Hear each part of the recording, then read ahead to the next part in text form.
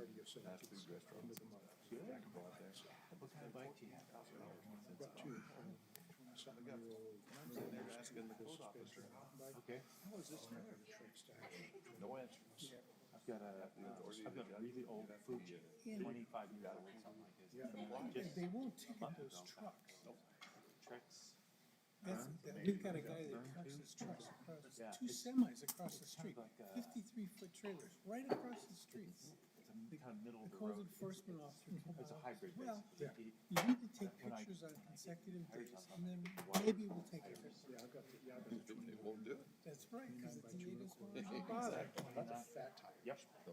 Hey, how well do you know Neighbors the, got 6 bikes. I did Randy Johnson? Bike to ride. Yeah, I know. I'm thinking about getting a road bike. Oh, yeah. But when I look at that, I don't know, I'm gonna drive her out here and try to drive her myself. There's no way in hell I would be out on those roads. I can get any place I want. Oh, you did? He's been appointed a month by the governor. I've been on 4 rides. This is something very interesting. Yeah. He did. I didn't die. I've tried to do 100 miles a month. Okay. You used to do 100 miles a week. Next June, it's interesting. Things like that. I'm putting together, I need 8 people. But here's where I have a problem with that. To ride bikes, So I called the hut city, to hut, planners. from Telluride to Said, Moab. what's your opinion of this? Oh, I think my next door neighbor did something like that 2 years ago. We did it in 2014, me and my stepson, was a couple of the first. That's a lot of elevation County change. engineer, Yeah. who you start up, the worst, I'll tell you, the two worst Maybe it's parts, the intern who's. coming out of Telluride Airport. Anyway, I had 2 So I friends said- who flew in from New Hampshire, they flew into Telluride Airport. let's Coming get out of Telluride Airport is a hill like this, okay? It's, I've you know, been there. I yeah. know what you're talking okay? about. We get on there, all the we city shut and it, said, because we drove into Moab, spent they're the supposedly going to give me drove around some of the regulars, sit down. Because I can't imagine shuttled over to Telluride. jumping So the guy takes the tire, takes the tire off, and then make this bypass. we put the tire back on, East he's and tire. west, because So I'm going up the hill on Telluride, my rear wheel falls off. I got a great picture of me with the bike wanna do upside this? down. Oh, for God's sake. I had one Like that, and idiots. the last And we've already done it. Flipping things, it goes Not from a gate. the high school and basically you make it all the way up. 14 miles. And we'll talk Oh, jeez. That's a county, it's a city, and it's a state. Matter of fact, I picked up truck to go up in the gray. You know what, 10 years Threw me in the back of the truck, drove me for 2 miles, so I can't say I did the whole Do you thing. change different gears on that, or do you just keep Oh, the yeah, same? yeah, you put it in the bull gear for that one. Then my stepson's got a single speed, I don't know what he's gonna do with that. Yeah, he converted his bike, he had a sash like mine.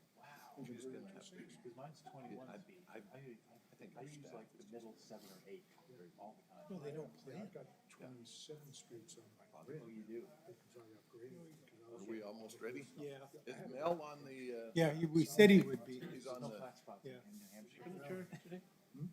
Are you gonna share? Yeah, I have to leave by 12, I got a VA appointment, okay. so if it runs over 12, I have to leave. No, I think, okay, that's all right. I gotta leave by 9:30.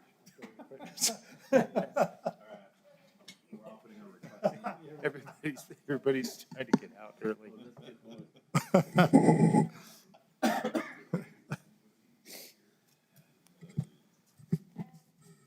Good morning. I'm going to call the meeting to order. Is Commissioner Acosta online? Mel? Not yet, okay. Would you make sure your cell phones are turned off, please? We have a couple cases this morning and some preliminary business real quick to take care of. Eileen, would you do the roll call, please? Commissioner Zargis, Present. Commissioner Thurston. here. Commissioner Herrera, Here. Commissioner Montañez, Present. Commissioner Lear, Here. Commissioner Acosta, Chair Zarniak. Here. Thank you. So we have approval or changes to the agenda. Anything? Can I hear a motion to approve the agenda as printed? Move we approve the agenda as presented. I'll second. All those in favor, say aye. Aye. Thank you. And approval of the minutes for February 10th, 2022. Any changes, additions, or corrections? Hearing none, I'll hear a motion to approve the minutes as printed. I'll move to approve the minutes from the February 10th meeting. Second. All those in favor? Aye. Aye. Thank you. No old business, Janine? Nothing? Okay. So the next, new business is case SU 21027.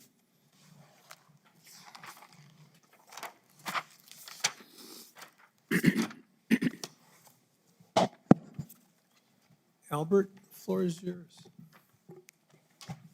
Please state your name and address for the record. Yeah, Albert Casillas, 845 North Motel Boulevard. Do you affirm that the testimony you're about to give today is the truth and nothing but the truth under penalty of law? I do. Thank you. Good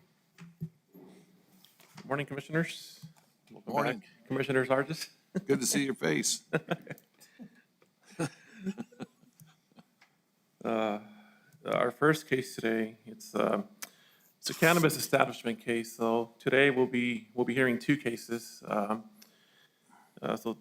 we'll see how it goes. We've adopted the cannabis amendments back in December, and now everything's played out. People have started to submit applications. We've issued out zoning letters. There are some business registrations on hold, but these two cases were applicants that were waiting, last year in order for the amendments to pass before they submitted. So now we're here today.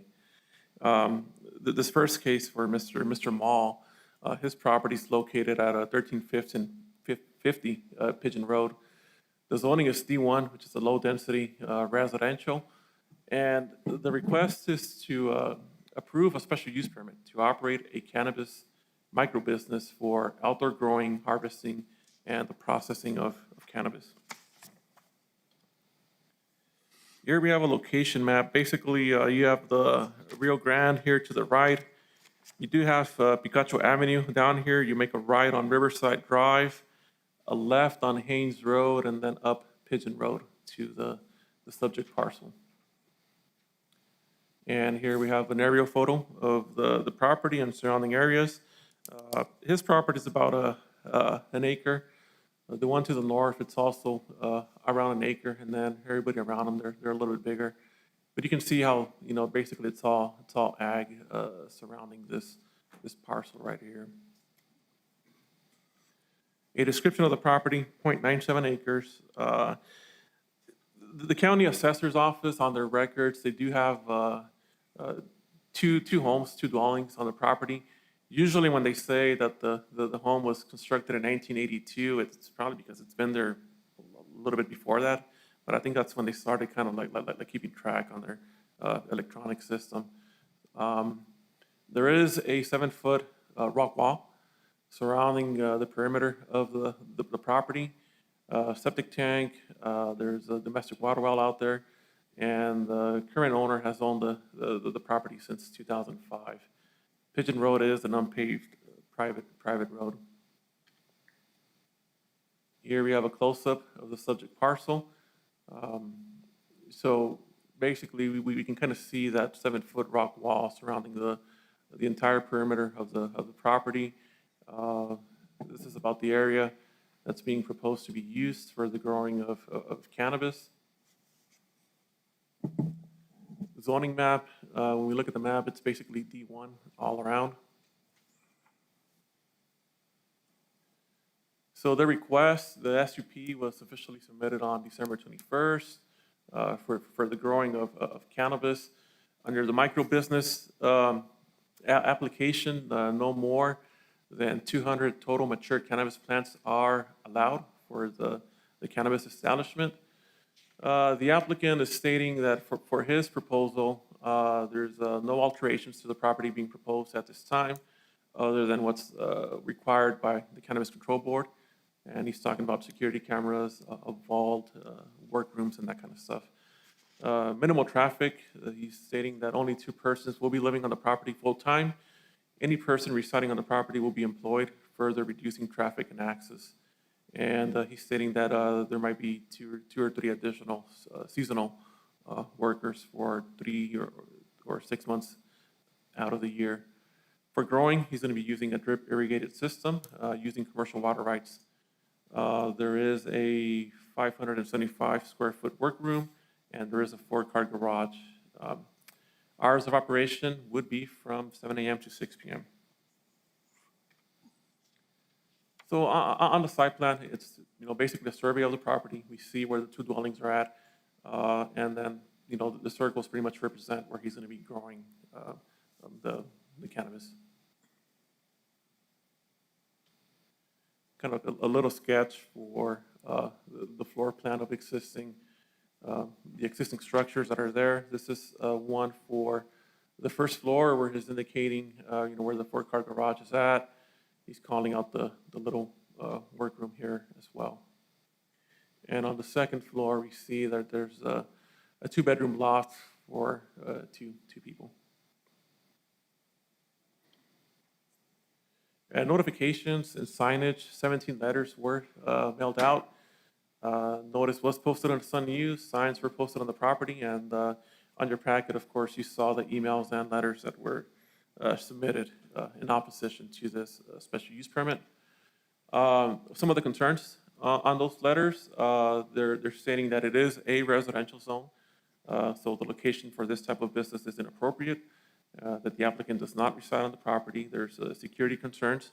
There's a school bus stop nearby.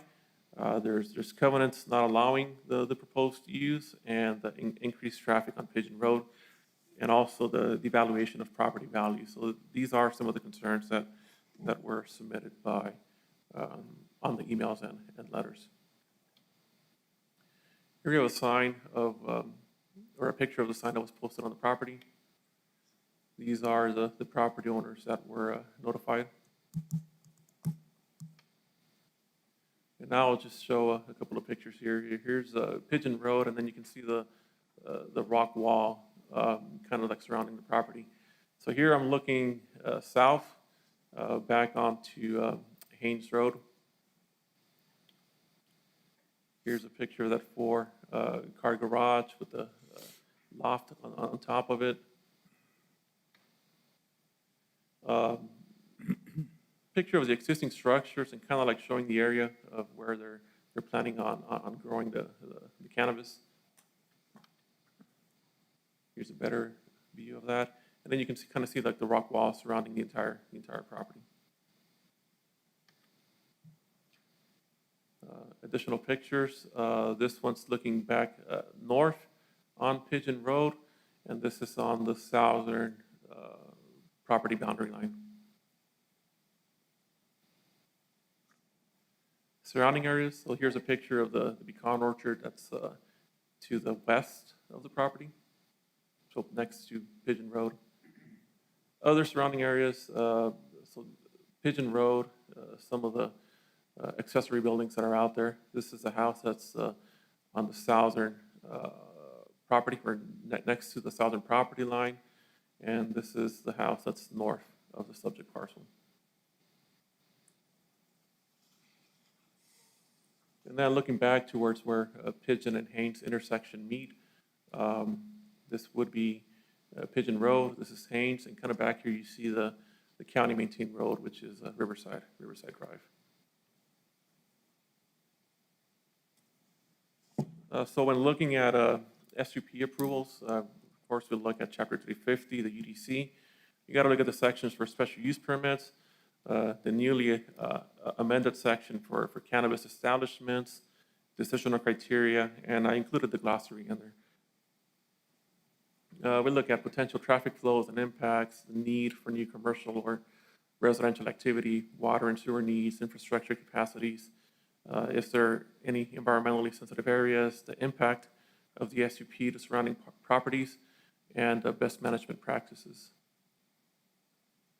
Part of the section for the cannabis establishments, of course, is to look whether or not there's a school or daycare center within 300 feet. Of course, that's not the case here. One of the items was that if you are going to be cultivating cannabis indoors, that they use some techniques to minimize odors. And then also that the PNZ does have the power to apply any conditions that they feel necessary in order to protect the public health, safety, and welfare. So these are kind of like the ones that would apply today for this SUP. We have the definitions for cannabis cultivation, which is basically the activity involving planting, growing, harvesting, drying, curing, grading, or trimming of cannabis. And under the micro business, if we look at number 1, that's where it's saying that they can grow no more than 200 plants, mature cannabis plants at a time.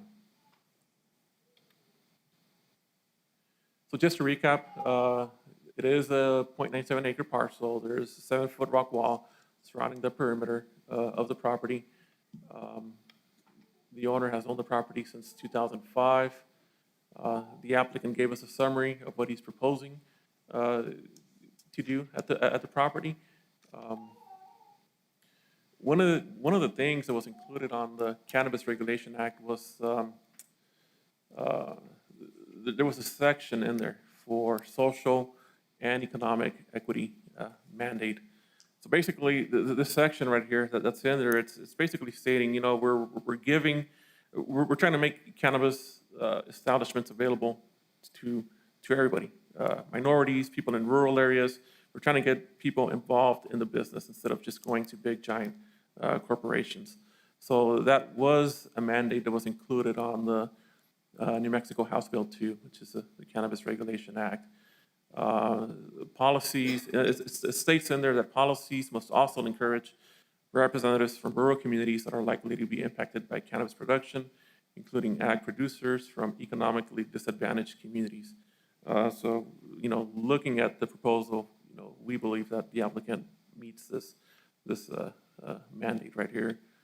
When it comes to traffic, you know, the applicant stated that, you know, there are going to be some minimal impacts. There's going to be no more than 2 people on site who are already going to be residing on the property, and there might be some temporary workers during the harvesting season. This mandate for social and economic equity kind of, you know, it guides people to, you know, be involved in cannabis production. You know, they're trying to, you know, involve people that are in the rural areas of the county to kind of get involved in the business. For water needs, potential water and sewer needs, the applicant has stated that, you know, he wants to get approval of the SUP first before he moves on and, you know, starts talking to the Office of State Engineers in order to get the appropriate water rights. There is existing infrastructure right now to support the proposed use, you know, but like I said it before, you know, he's waiting on the outcome of this case in order to pursue the water rights necessary to grow cannabis outdoors. There has been no evidence submitted that there are endangered or rare species of animal and plant life in the area. The property does have a 7-foot rock wall, which is going to eliminate visibility of the plants and provide security. Growing will be outdoors, so there will be no additional improvements to the existing property. And then the hours of operation will be from 7 a.m. to 6 p.m. and minimal impact to existing traffic. And then, of course, best management practices will be implemented, and also, you know, as noted and included in the reviews and conditions required for the SUP. Any existing structures proposed to be used for the establishment will be required to meet all applicable construction and fire safety codes.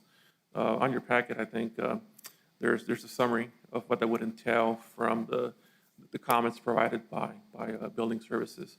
So for our staff analysis, we do think that the applicant has met the decisional criteria for SUPs. For our findings, we do have, the PNZ does have the jurisdiction to hear this case. You guys, the PNZ can receive here and make any final determinations to approve of conditions, or deny the application for the special use permit. All notice requirements have been met per the code. We do believe that the SUP does meet the decisional criteria. Per the land use matrix, an SUP is required for a cannabis micro business if they're in the D1 zone. and also the property or the subject parcel is not within 300 feet of a school or daycare center. There is a mandate on the Cannabis Regulation Act for social and economic equity, and we believe that this request does meet that mandate. And also, the PNC is allowed to impose any conditions to the special use permit in order to protect the public health, safety, and welfare. So based on the analysis, findings of fact, and the agency comments, we are recommending conditional approval of SU 21-027 to operate the cannabis microbusiness for outdoor growing. Condition number 1 being that any existing structure and new construction proposed to be used for the cannabis establishment will be required to meet all applicable construction, fire, and life safety codes. The second condition is that no retail sales of cannabis will be allowed on the property. That's the end of our presentation, and staff does stand for questions. Questions? Mr. Chair, Yes, Dan? it's a couple of the letters, and you mentioned this earlier, one of the points of opposition was that this goes against the covenants of the area. What do the covenants for this area actually say about something like this? I haven't looked into the specifics of that. It is our policy that when it comes to covenants, staff, we don't really get into that. It is a civil matter between property owners or the properties that are subject to those covenants. But Jeffrey Mall, the applicant, is here. I'm sure he can touch base on what those covenants actually are. Okay, thank you. Commissioners, any other questions, comments? Mr. Chair, Albert, you can confirm currently there are no residents on the property, correct? I'll let the applicant Thank you. address that, yeah. Okay. Mr. Chair, Commissioner Acosta, good morning. good morning. Just joined the meeting. Thank you. Okay. So we should hear from the applicant. Okay, Mr. Mall?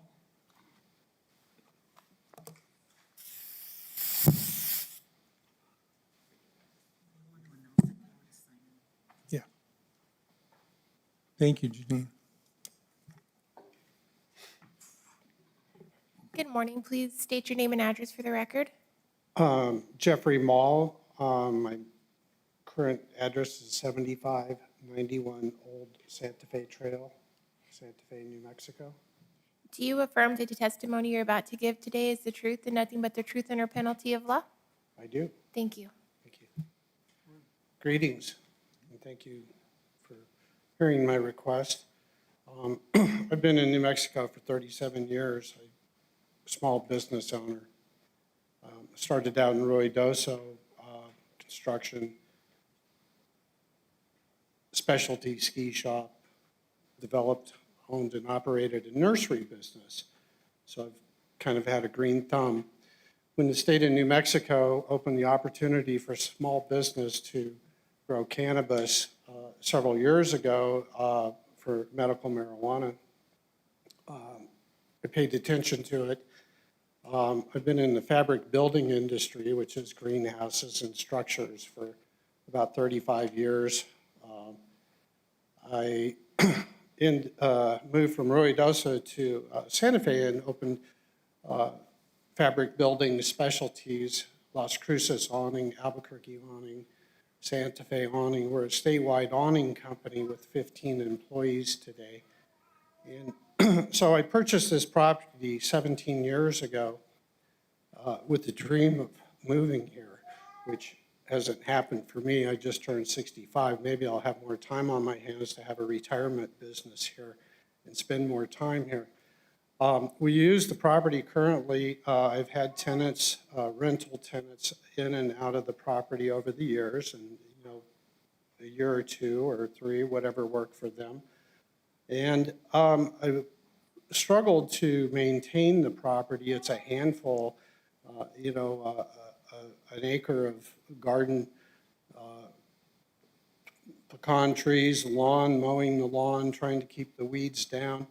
The property needs a lot of repair. And when this opportunity came up, I thought this could maybe, I use the property, I've been using the property for 17 years. My salesman will come down and stay a night or 2 nights there. I have an installation crew that often, the crew quarters, they stay there rather than a hotel. If they're in Ruidoso or Clovis or somewhere, they stay in a hotel. And so we've used the property and rented it to try and make ends meet. Driving out of there this morning, the road was almost impassable for a vehicle. It's just deteriorated. The neighbors have been damaging the road and feuding over it for 17 years, and it needs a $10,000 repair. And so I thought this is a great opportunity to make money to fix the property up, improve the property, improve the value of the neighborhood. Is really was my first goal. And secondly, to run a small business that the New Mexico state laws made available to us. And that's where I'm coming from, to make improvements on the property itself, re-stucco it, and so on and so on. Is there any more questions that you have? Yes, and a couple of the letters in opposition to this mention that this is in violation of the covenants of the area. And if you could give us some background on what the covenants are and how does that apply to this? As I looked into the covenants and pulled them up, the covenants, I'd have to read through them, and it doesn't say specifically this, but there is a allowed use variance covenant that I read for the property that says one of the allowed uses is a nursery greenhouse business. It's right there in black and white. And I thought, well, gosh, that makes it easy. This should be an easy process. And of course, I'm learning more and more as I go along. I can also have livestock and, and all these other uses that I couldn't hardly imagine there. But it does call for, and it's part of the covenants, and I think I submitted that, or it's part of the process. Okay, thank you. Mr. Chair? Mr. Mull, can you tell me a little bit about the traffic impact you're expecting? Well, Since you're not operating a retail. Absolutely not. It's not a retail location, and that's not the intention at all. The property has 2 units, 3 bedrooms. It could have 6 people living there. It has in the past. The property has been primarily vacant, off and on, or not, depending on who's there. But I don't see the traffic being any more than having it fully occupied residentially. I would see 2 people living there full-time, working the business. I would see 2 to 3 people coming and going for maybe 3 or 4 months out of the year. It's a seasonal business. It'll be shut down 180 days out of the year because it's too cold.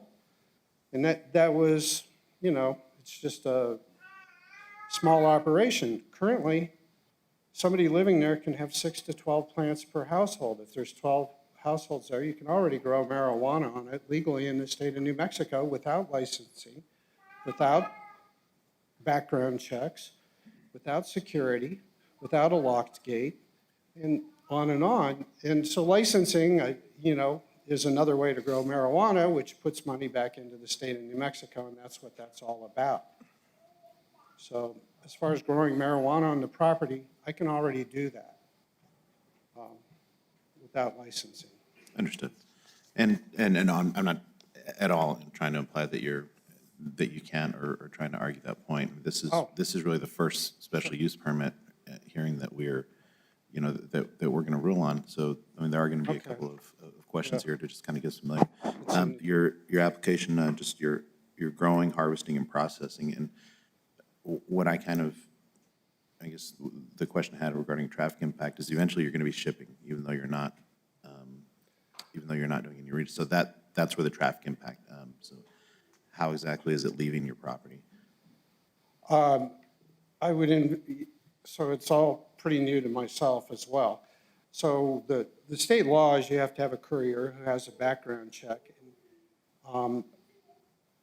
They would pick up a product once a week and take it out to dispensaries or something like that. So it'd be, there is a little bit of traffic, a few cars going here and there, but it's not a daily impact as far as transporting out. And of course, if you scheduled it and did it every couple of weeks or something, that would reduce the traffic as well.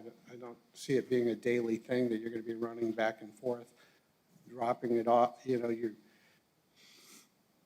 would have somebody, whether you're taking it directly to a dispensary or you're taking one load of the entire crop and giving it to somebody else to deal with in the processing and expediting the product out, maybe more where we're going, because we're not looking to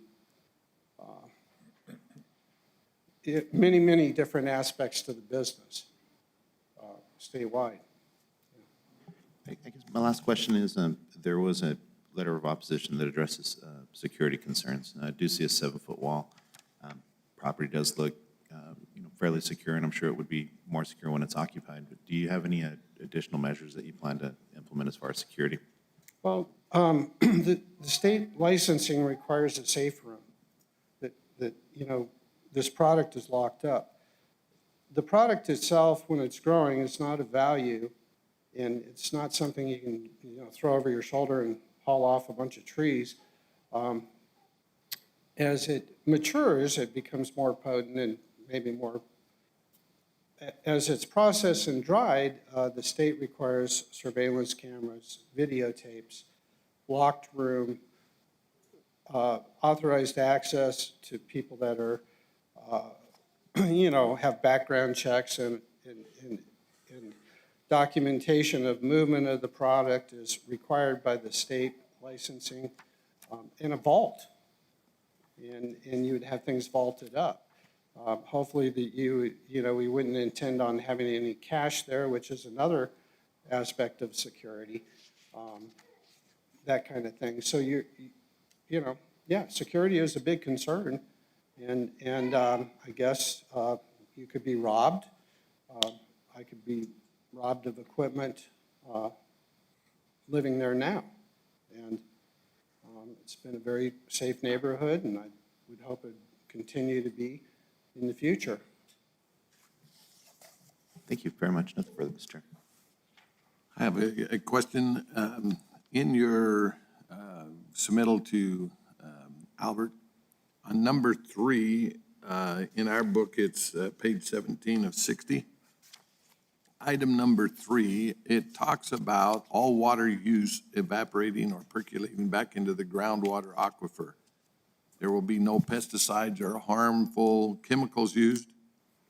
Then it says the water used will be additional 1-foot acre commercial water purchased and attached to the property.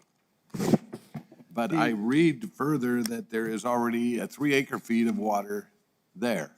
So are you having to bring in a water supply? Right. And who is that water supplier? So talking to the state engineer's office, the water on my property and probably my neighbor's properties who irrigate pecan trees and harvest them is not allowed to be used for irrigation or harvesting. It's residential water. The 3 acre-feet there is an awful lot of water, but it was designated as residential. So they say that can be used to grow a lawn, water a tree, but you can't irrigate with it. So I have to go out and purchase 1 acre-foot of water, which is going up in price every day. And I checked several months ago, it was $6,000 in Las Cruces for an acre-foot, and in Santa Fe it was $8,000 or $9,000. In Velarde up north it was $8,000 or $9,000.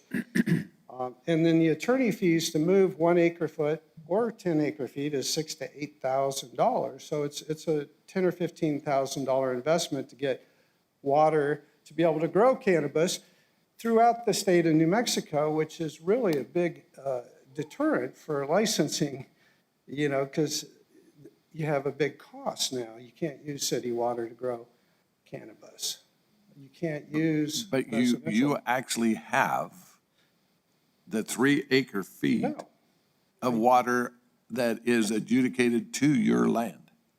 Correct, which I cannot But use. the state is saying you cannot use that. You Correct. must go out and purchase a water right from Johnny that has it down the street and bring that into your place, and you're gonna spend somewhere in the neighborhood of $20,000 to do that, if you can find the water right. It's going to be $12,000 to $15,000. The water rights were available when I checked into it a couple of months ago. And that would have to be done before I can ever even apply for a license. I'm a little confused why, if a guy has irrigation water, The water that's associated why with would the that have to property be is transferred 3 in? acre feet of residential water rights. It's not agricultural water rights. It's not commercial water rights. okay. So, well, I had the same feeling that you had, and and if it turns out differently, I will be happy that I could use those water rights. So how do you irrigate your pecan trees? I use the residential water to water my yard. Which happens to have pecan trees on it. Right. But when I talked to the state engineers and said, well, gosh, we irrigate pecan trees, she goes, you're not allowed to use residential water to irrigate pecan trees for production of pecans. So, there's just a lot of things that we're learning through the whole process, and it's really involved. And I hope you grant me the variance, and I hope I actually make it through the licensing process, but there's a really good chance I won't. And it's going to cost me a lot of money. To take it a step further, the business would be funded, so I do have a really good chance of making a small business. And if I don't have a hailstorm or bugs that wipe out the crop, I may even get to do it again next year. But farming is farming, and it's a long road, and it's an investment.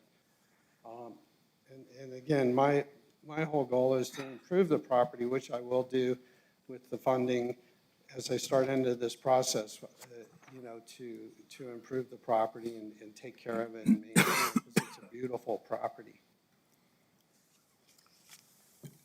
Anybody else? Bill? I have a couple. Maybe I missed it during your introduction, but will you be moving onto the property if we give you this SUP and you get your license? I don't have immediate plans to do that. Okay. Secondly, it looks like everything's just going to be out in the open and inside of your 7-foot wall. You don't have any plans to do, I've read a lot about, they cover these with like what they call tunnels, which are like, I don't want to say it, like a clear plastic sort of thing to allow sun in and stuff and sort of retain some of the moisture. Do you have plans to do that, or are you just going to leave them open in the field like the pecan trees and stuff? I'm going to try it open in the field simply because it's simple. It doesn't complicate the property. You don't have a bunch of unsightly structures. Las Cruces has 180 days of frost-free weather. You don't need that long of a period of time to grow cannabis. So yeah, just a very simple outdoor, non-invasive project is what we're looking at. I think most cannabis operations are putting up big greenhouses, and then they put in lights, and they do light deprivation, and they have multiple crops going year-round. And you end up with $1 million investment in a greenhouse. I don't have the funds to do that. I'm starting out as a small business, and we're just doing, keeping it as simple as possible. And see if it works. Thank you.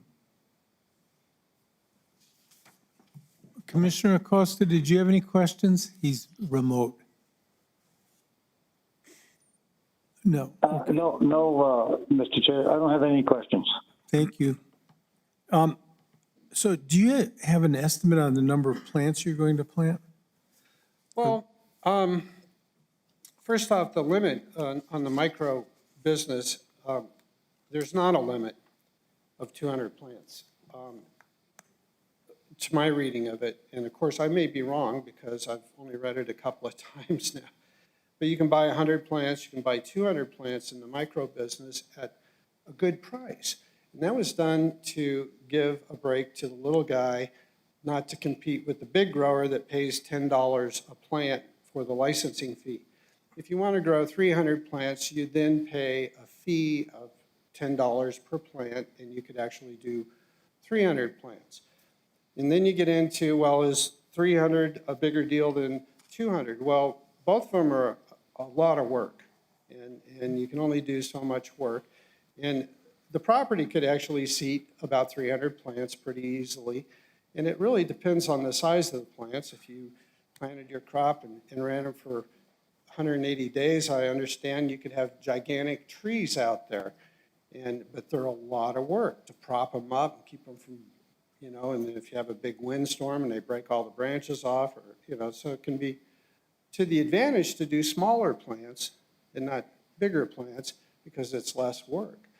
And therefore, you would maybe select a certain strain of product, or you would plant later in the season and not have it, we're depending on the natural light cycle to flower the plants, which happens later in the season. And so smaller plants, more smaller plants might be preferable. Some growers might put it in the ground and do bigger plants, or you put it into pots. And so that, so the number of plants with the micro license is 100 or 200, plus you can add on to it from what I understand. So the other question I have is, what do you do with the pecans that you grow? They usually fall on the ground and get mowed into the lawn. One year I had homeless people come by and harvest them, and my neighbors complained about the looks of the people, and so I stopped doing that. But some of my neighbors harvest them, and I think you can take them down and sell them.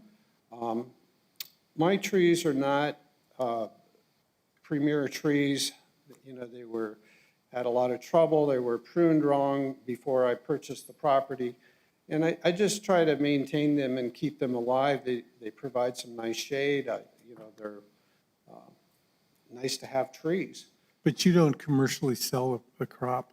No. I mean, the property produces 400 pounds, you get a couple of bucks a pound. I mean, there's no, one year I gave them away. And I've harvested them a couple of times and taken them and given them to my employees. I spent a few hours harvesting and let the rest of them go. It's a lot of work. Okay. Yeah. Any other questions? Thank you, Mr. Mall. Thank you. All right, we're going to open this to public participation, and the way the commission works is that if you would like to speak in favor or in opposition to the case, we ask that you go to Eileen and put your name in so that we can get some order. We will not take comments from the floor. You have to come to the podium and be sworn in. All right? Mr. Chair? Mr. Chair? Yes, Commissioner Graff. I was looking through the paperwork when you asked if there was any other comments. May I ask one? Absolutely. And this one is from You want to hear staff? from the applicant? No, I need to ask staff a question. Okay, that's fine. On the conditional use, are you gonna allow them to plant more than 200 if approved later on or just the 200? Commissioner Herrera, Chair Zerniak. The regulations at the state level, they're always evolving, if you want to put it that way. They're always changing things up. I know recently they just doubled the number of plants allowed for production licensees. But our code's really, it's really specific. When we adopted the cannabis amendments, there was a limit of 200 plants for micro-business producers. So even if they change, even if they were to change at the state level from 200 to 400, it would take an amendment to the cannabis amendment to make that change. So for this request for Mr. Mall, he would be capped at 200 mature plants. Thank you. Eileen, who's the first person? Eileen Haynes.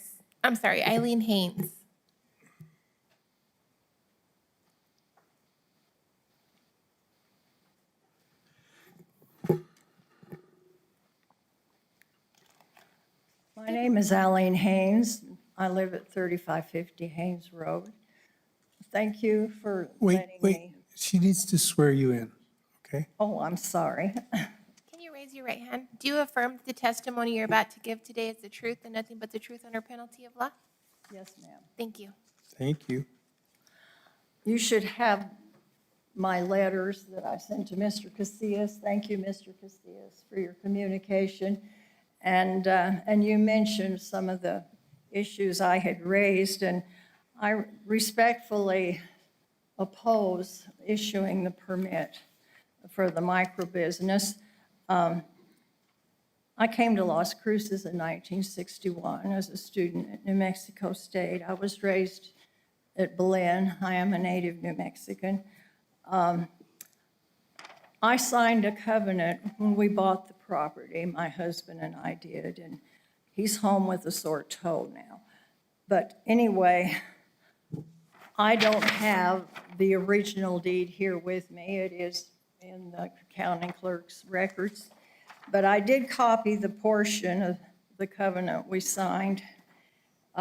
Said, no intoxicating liquors may be manufactured or sold on said premises, and no commercial establishments may be maintained thereon. When we bought the property, it was a cotton farm, and there was a residence just west of us and a residence across the road. And Mr. Raymond McCall, who sold us the property, he was on board with us establishing a pecan orchard. Today we have a small business, and my heart goes out to small business people. My father was a small businessman in New Mexico. But as leaders of our county, I'd like you to think about the future. We're right on the border of the city limits of Las Cruces. We've really seen the area grow. The picture you saw doesn't show the southern side of Haynes Road. There's a trailer park. On January the 22nd, I was driving towards Picacho from our residence on Haynes Road, and there were at least six, looked like high school kids boarding the bus where Riverside intersects Haynes Road, which is staggered. The next road is Pigeon Road going north. And I have great-grandchildren who ride the bus home from Fair Acres Elementary School and embark from the bus there. The road is awful. It's not maintained by the county. They named it Haynes Road because my husband used to grade it. I have gone out, I think I'm the only person I've ever seen out shoveling gravel or filling up the potholes in the road. But it's passable, it's usable. And I just feel with the intent of what we bought this property in 1967, this was a valley that produced chili and pecans. It's green, it's was meant to be homes, and I would just ask you to look to the future of our community. And I do have to say that Mr. Baum's property is pretty. I see the home. I'm as close to it as David watched Bathsheba. The pecans are pretty. It's a seller's market if it doesn't work for him. But anyway, thank you. Mr. Chair. Ms. Haynes? Yes, sir. I'm sorry, just one question. You mentioned the conditions of the road and Yes. not being a county can somebody confirm if this is a county-maintained road? No, And no. if not, is there It's a private road. a road maintenance agreement in place at this time? No, we do it. Everybody who lives on it rarely contributes any money, but every now and then, there was a neighbor across the road from us recently upgraded the road, but the chug holes are back. So the agreement you have in place with the neighbors, is that anywhere in writing, or is that just kind of a No, community no, agreement? we just do it out of our free will. Thank you. Thank you very much, Ms. Haynes. Anyone else? Mr. Chair. Okay, Commissioner Herrera? Yes, good morning. Do you sell your pecans, or do you have a pecan? We orchard? sell them. You sell them, We so- lease the orchard to the Arnold Brothers. So is that within the covenants of having a pecan business there? I don't really know what you mean.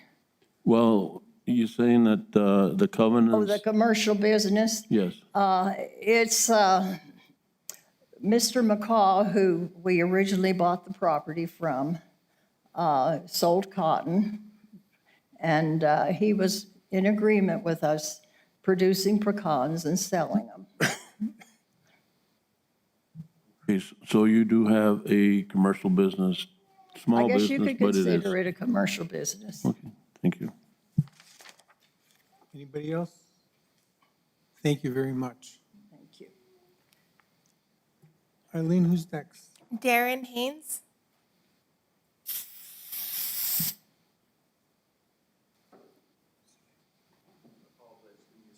Take your time.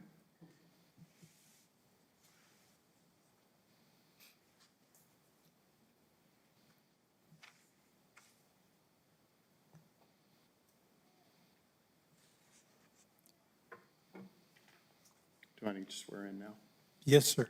Good morning. Please raise your right hand and state your name and address for the record. Darren Haynes, 3550 Haynes Road.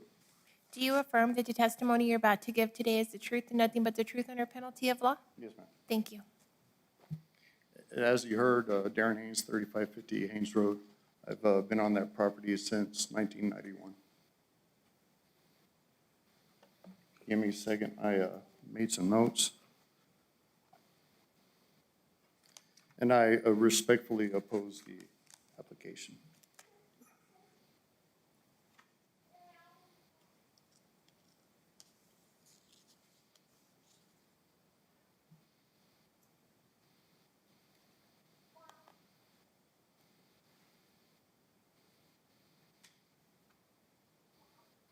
First of all, most of my concerns have already been brought up by my mother and other persons up here. I'm concerned about the increase in traffic going through the area. Obviously, the roads aren't maintained and by the county, and as my mother said, they're pretty bad. The bus stop is just a few hundred feet from the Pigeon Road and Haynes Road. Lots of small children and high school children.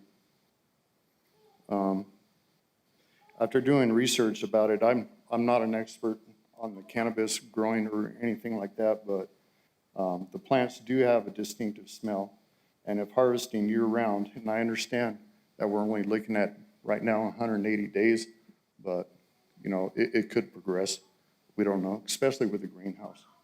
But the continuous odor, and it is a skunky smell, and that's one of our concerns about the area, is having that continuous odor. And Obviously, there's going to have to be a lot of security upgrades for the property, but it's still going to attract an element. And it's going to be in our neighborhood. And that's one thing we're also concerned about, is attracting, you know, the criminal element in the area. Cannabis is still illegal under federal law, and some banks cannot provide services to cannabis businesses, excuse me, which might allow large sums of cash being on the property, again, attracting the unwanted element. We're also concerned about property values going down.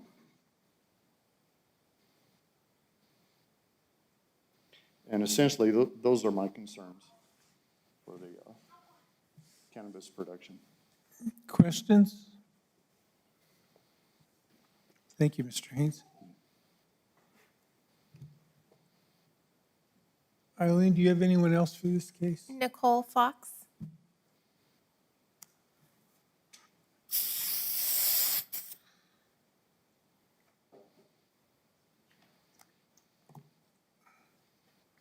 Nicole Fox, 4290 Rocky Acres Trail. Good morning. Do you affirm that the testimony that you're about to give today is the truth and nothing but your truth under penalty of law? Yes, ma'am. Thank you. My name is Nicole Fox. I'm a technical writer in the cannabis industry. I'm also one of the founders of the Southwest Cannabis Trade Association, which we have approximately 100 members at this time after our first meeting. I do not know Mr. Mall, but I, unbeknownst to him, am super familiar with his property, as I know the people who sold it to him. I just wanted to clarify a couple of points that have been made. The state does not allow for a domestic well to be used in cannabis production, so you have to choose or seek out an alternative. There's, like Mr. Casillas said, the state is imposing emergency rules off and on. At this time, micro producers cannot go above the 200 plant count. So if Mr. Mall applies for a micro business license, he will have to remain at the 200 plant count for now. Also, in regards to the condition of the road, it is really horrible, but I also know his most immediate neighbor to his right side, who runs a small shade tree mechanic business. So there is already additional traffic going down that road. I'm going to try to remember all the points that have been spoken that I want to address. I do want to say, while I gather my thoughts, that I remember now what I wanted to discuss. In regards to being a courier, if he receives a micro producer license, he already has courier rights on his own. As he mentioned, he goes through a background check through the state. They do a criminal history search, and another, the candidate also has to sign an authorization for release to explore any issues he may have had in his past regarding his legal situation. So he's his own courier, and it's very likely he would never ship anything. What happens in his instance, because if you do not have a level 1 manufacturing permit, you cannot package and label. So his processing would be very limited to harvesting the plant and maybe trimming some of the extra leaves off of it. And then it would go in like a Rubbermaid container, and he would be his own carrier and deliver it wholesale to either a manufacturing center or a dispensary who sells it deli style. So again, I don't know him, but I want to respectfully say that I am in support of his license. His location is pretty segregated. Haynes Road is a fair amount off of Pigeon. So those kids coming off the school bus would have to stray pretty far to run into his property. And in regards to comparing it to Pecans, if we were to compare it to Pecans, cannabis requires less water than pecans do. And also, he mentioned that he intends to grow organically. So his pesticide use would be drastically less than anybody growing pecans. So I think that's a benefit in respect to his cultivation plan. So is the level 1 manufacturing license separate from the cannabis license? Yes, sir. Okay, thank you. Any other questions? Maybe not directed to her, but she brings this water issue back up. And I am totally confused. Being a little bit of a farmer once in my life, if I have groundwater rights and I irrigate my pecans, or I irrigate my cotton or my chili or whatever, how am I separating that out to a different water source that he's being required to purchase? You're not. You're not. Essentially, what's been happening is that people have been using domestic wells probably 30 to 50 years to irrigate their traditional crops here in southern New Mexico. And the differentiation came when the word cannabis became attached to this specific crop endeavor. Chair? I'm totally baffled. Where's that? Oh, Albert, I'm sorry. As are many people in the cannabis industry. Albert? Well, I guess I gotta have staff explain to me, how do you separate a groundwater right specific to cannabis and not to corn? Or not When you to submit the application to Cannabis Control Division to the state of New Mexico, they require as part of the application process to provide proof that you have water rights. If you provide proof that you have a domestic well, your application will be denied because they are not allowing any domestic wells to be used for the irrigation of cannabis. And by the way, somebody mentioned that city water couldn't be used, and that is not true. If you are on city water and you apply for commercial water, they will write you a letter and approve your cannabis business utilizing their water source. Albert? Wait. Excuse me, Mr. Chair? Christina? Yeah, I wanted to respond to Commissioner Thurston. Yes, ma'am. I do have some background in water rights, and the state of New Mexico does have a lot of restrictions regarding water rights, and some communities have an ordinance and some don't. But they are very strict about how the water can be used. If it's designated for residential, then it is not to be used for any commercial uses. While they have not really been enforcing it with agricultural, from what I understand, as she has explained, now because of the cannabis industry, they are much more aware of how those residential water rights are being used. However, that does not have any bearing on the decision-making of this body, since what we are looking at right now is exclusively zoning. The water rights is something that the applicants will have to iron out with the state engineer's office. And it's possible the legislature may look at how those water rights are designated, although it's an agency of the state. So that may be something that at a higher level will be worked out later. But for the purposes of the decision-making here, we really only need to look at the land use and whether or not we feel it's compatible based on the location and surrounding uses. Thank you. Also, I've worked on other licensing that's going to go through the county. And in some cases, people who are applying for a special use permit already have a license from the state allowing them to grow cannabis. It just so happens that Mr. Mall chose to take his steps in a different order than some other people, but he very well could have applied for his license by now and received one from the state in hopes that you would approve his special use permit. Thank you. Albert, did you want to add something? Chair. The state engineer's office, they do have an FAQ for when it comes to cannabis growing. And I'll just go ahead and read off the first question. The first question is, can I grow cannabis using water from my domestic well? The answer would be, while you may use a domestic well for personal, non-commercial cannabis growth allowable by law, similar to water use for a garden, domestic well permits do not allow water to be used in growing any commercial crops, including cannabis. Cannabis producers must acquire valid irrigation rights for outdoor cultivation or commercial water rights for indoor cultivation. If you do not have them, you will have to acquire valid commercial or irrigation rights from someone who does. Then transfer those rights into your existing well with a permit from the Office of the City Engineer. All permit approvals will require meter installation and reporting of the usage. Like Christina stated right now, I mean, it is something that Mr. Mall will have to obtain. And that's going to be part of the permitting process at the state level.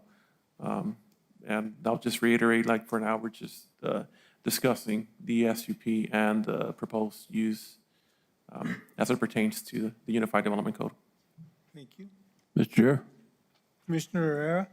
Yeah, so what I gathered from all the information we just received, all we're going to be doing is just approving or disapproving an SUP, special use permit. We don't have to concern ourselves with water usage and land or commercial use or et cetera, et cetera. It's just the SUP, right? Commissioner Herrera, Chair Zerniak, that is correct. It is my understanding that if Mr. Ma doesn't get the approval from the city engineer's office for his growing operation, he won't be able to get his license.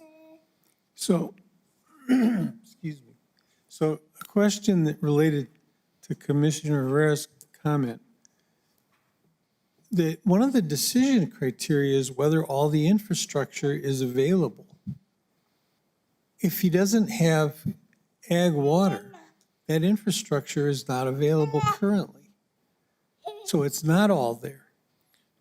Chair Zerniak, that is correct. But we got to remember that in the past, we've had, well, not similar applications, but there might be somebody who's proposing to do, I don't know, a bigger commercial establishment. And, you know, the road might not be there at the time because they're going to have to do road improvements. So it's not something that's not uncommon when it comes to submittal. You know, people want to make sure that they do have at least the zoning in place before they go out and spend, you know, thousands of dollars to meet other requirements that are maybe not required by the zoning code, but, you know, state agencies might require.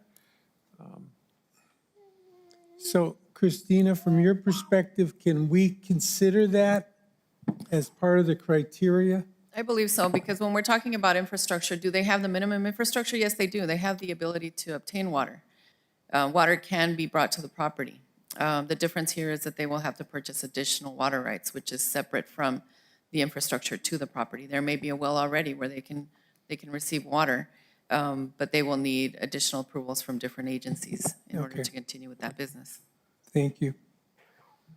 Thank you, Ms. Fox. Is there anybody else on the list, Eileen? No, sir.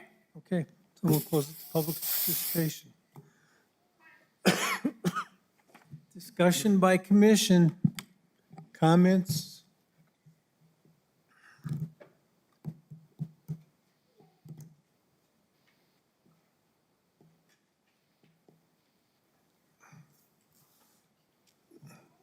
If there's no discussion, I'll hear a motion. I want to check with Commissioner Thurston. Ken, are you clear? Clear as mud. So I'm willing to hear the motion and enact accordingly. So All right. I cannot say I'm not without confusion. I'll make the motion. All right.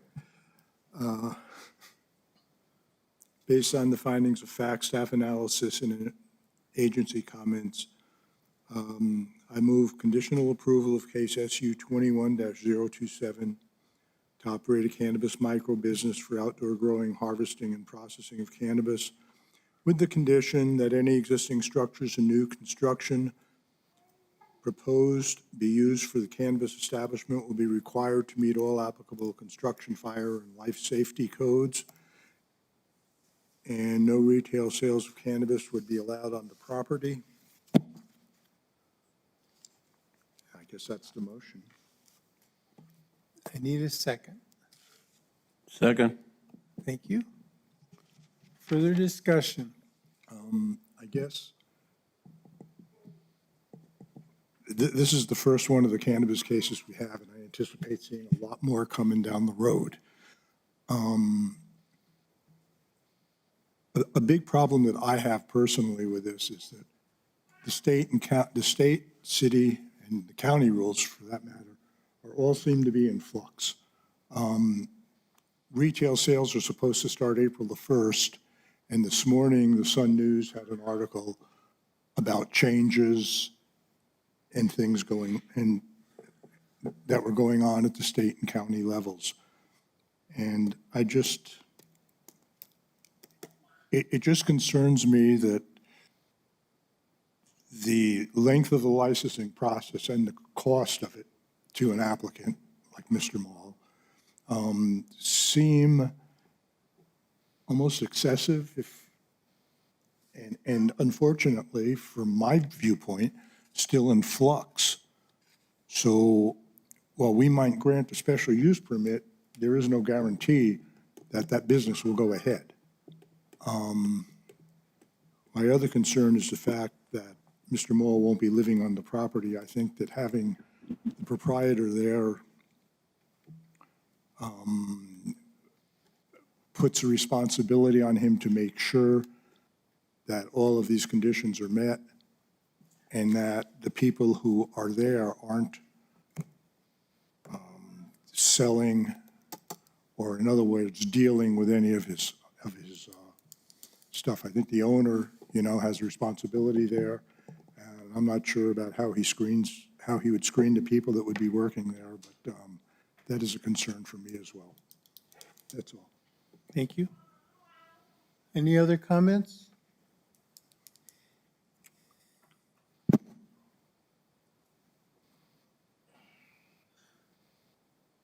Call the roll, please. Mr. Chair, Yes, Commissioner Acosta. I don't know, just a comment. I mean, the motion's been made and it's been seconded. Just as a comment only, it almost appears in a gray area that this is kind of very arbitrary and capricious regarding singling out marijuana growers. I mean, it just looks like that. I mean, of course, I'm not an expert on water, but I'm saying, we'll talk about it later, but that's my comment. Thank you. Anything else? Eileen, would you call the roll, please? Commissioner Herrera? Commissioner Thurston? Yes. Commissioner Zarges? No. Commissioner Montañez? Yes. Commissioner Lear? Yes. Commissioner Acosta? Yes. Chair Zerniak? I'm going to vote yes on this, but I want to make a quick statement. I think in this particular case, because it's the first case of its kind, it seems to me that this area is agricultural. I mean, the pecan trees are everywhere. There's also row crops being grown. I do have a concern about commercial activity on residential property. And since we don't allow this kind of activity to be a home occupation, I'm concerned that what we're doing is skirting that part of the code. But I vote yes. Thank you very much. Next case, SU 21-028, Robbie and Elisa Tafoya.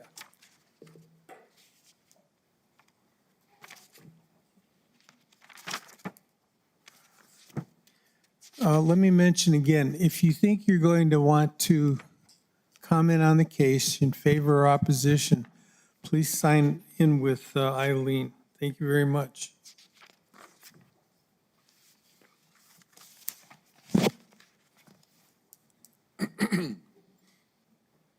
Commissioners? So, Albert, so since this is a new case, Eileen, does Albert have to be sworn in again?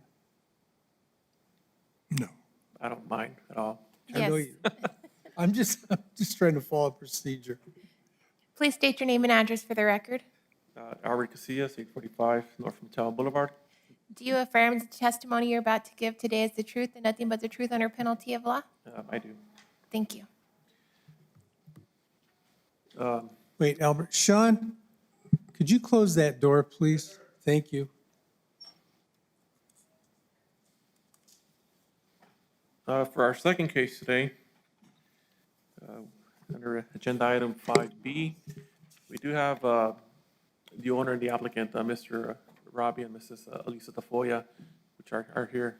They're both present here today.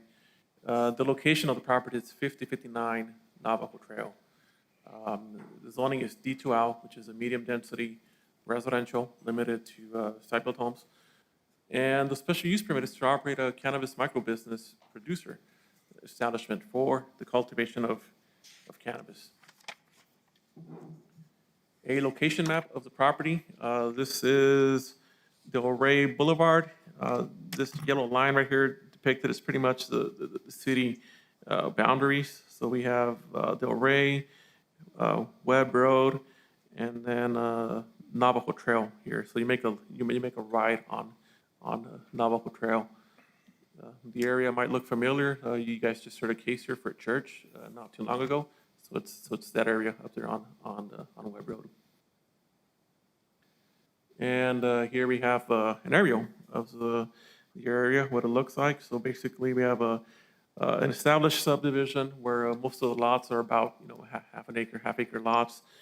We do have an arroyo that's south of the subject property, but basically this is Del Rey and Webb Road and then Navajo, which are all county maintained roads. The property itself is 0.49 acres within the D2L zone. The existing home was built there in 2003, as well as a 690 square foot garage. That one, there was a permit for that in 2016.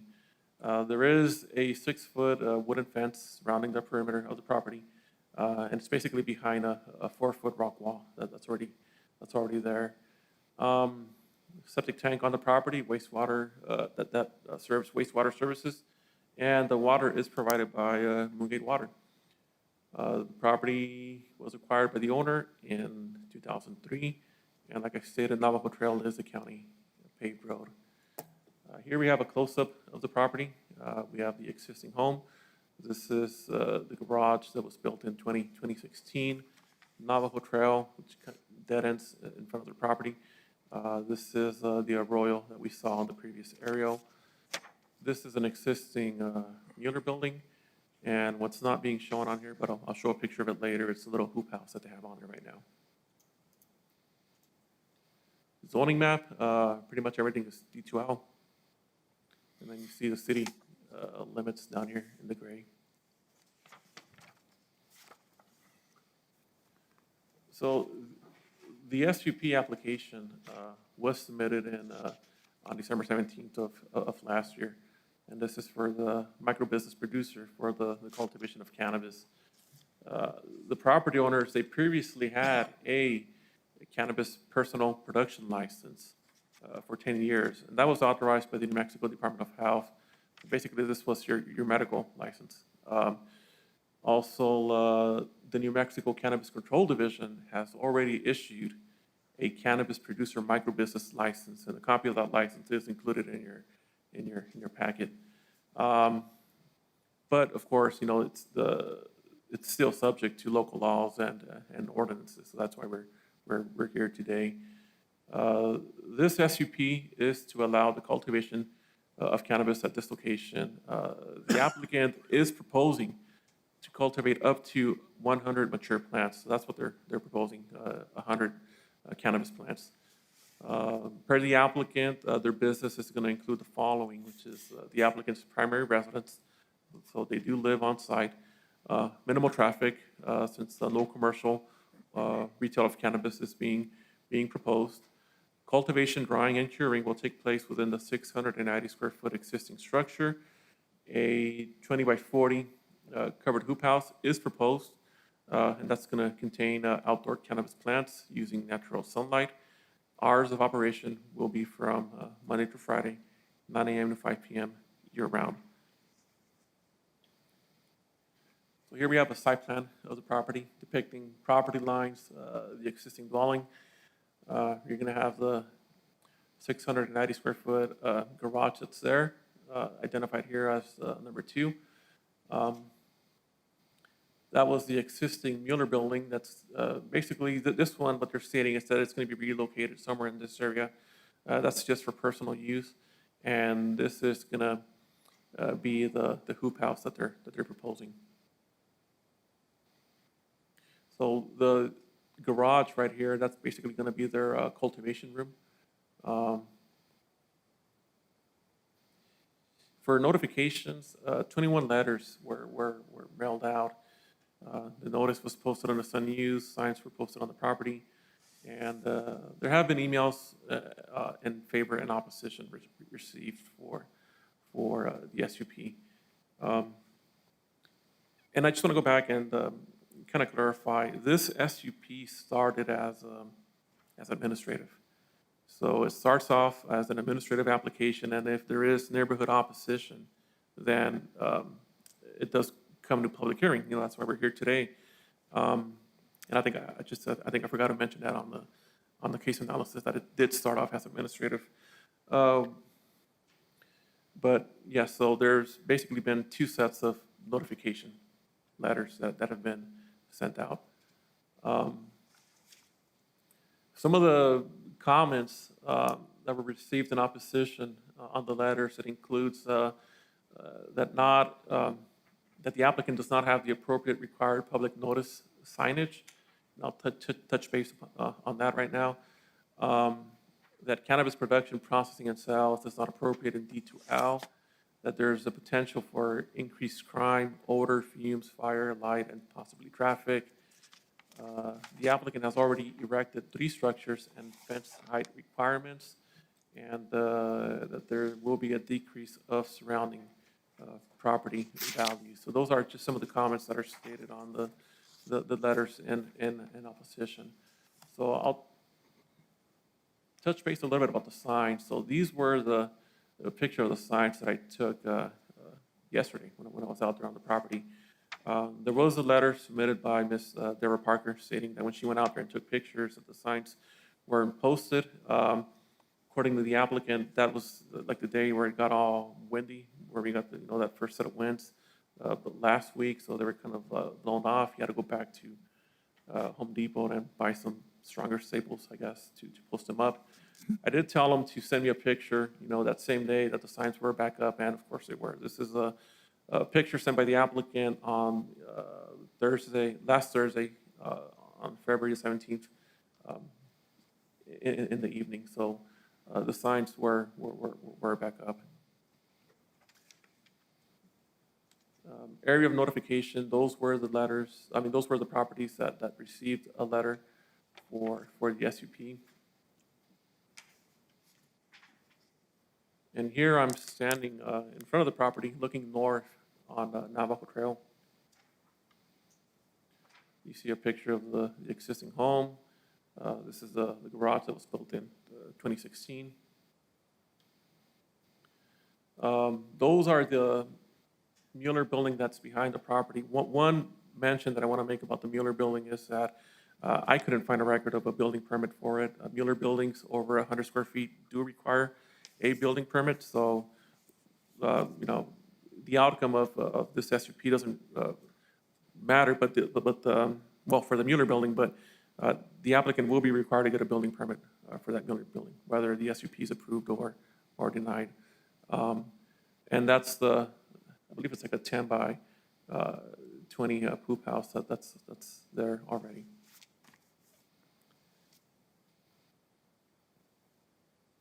There's a picture here of the existing rock wall and some of the fencing that was put up by the property owner. Currently, right now, a wooden fence does not require a building permit. As long as it's not more than 6 feet tall, they're pretty much, they can go out there and build it.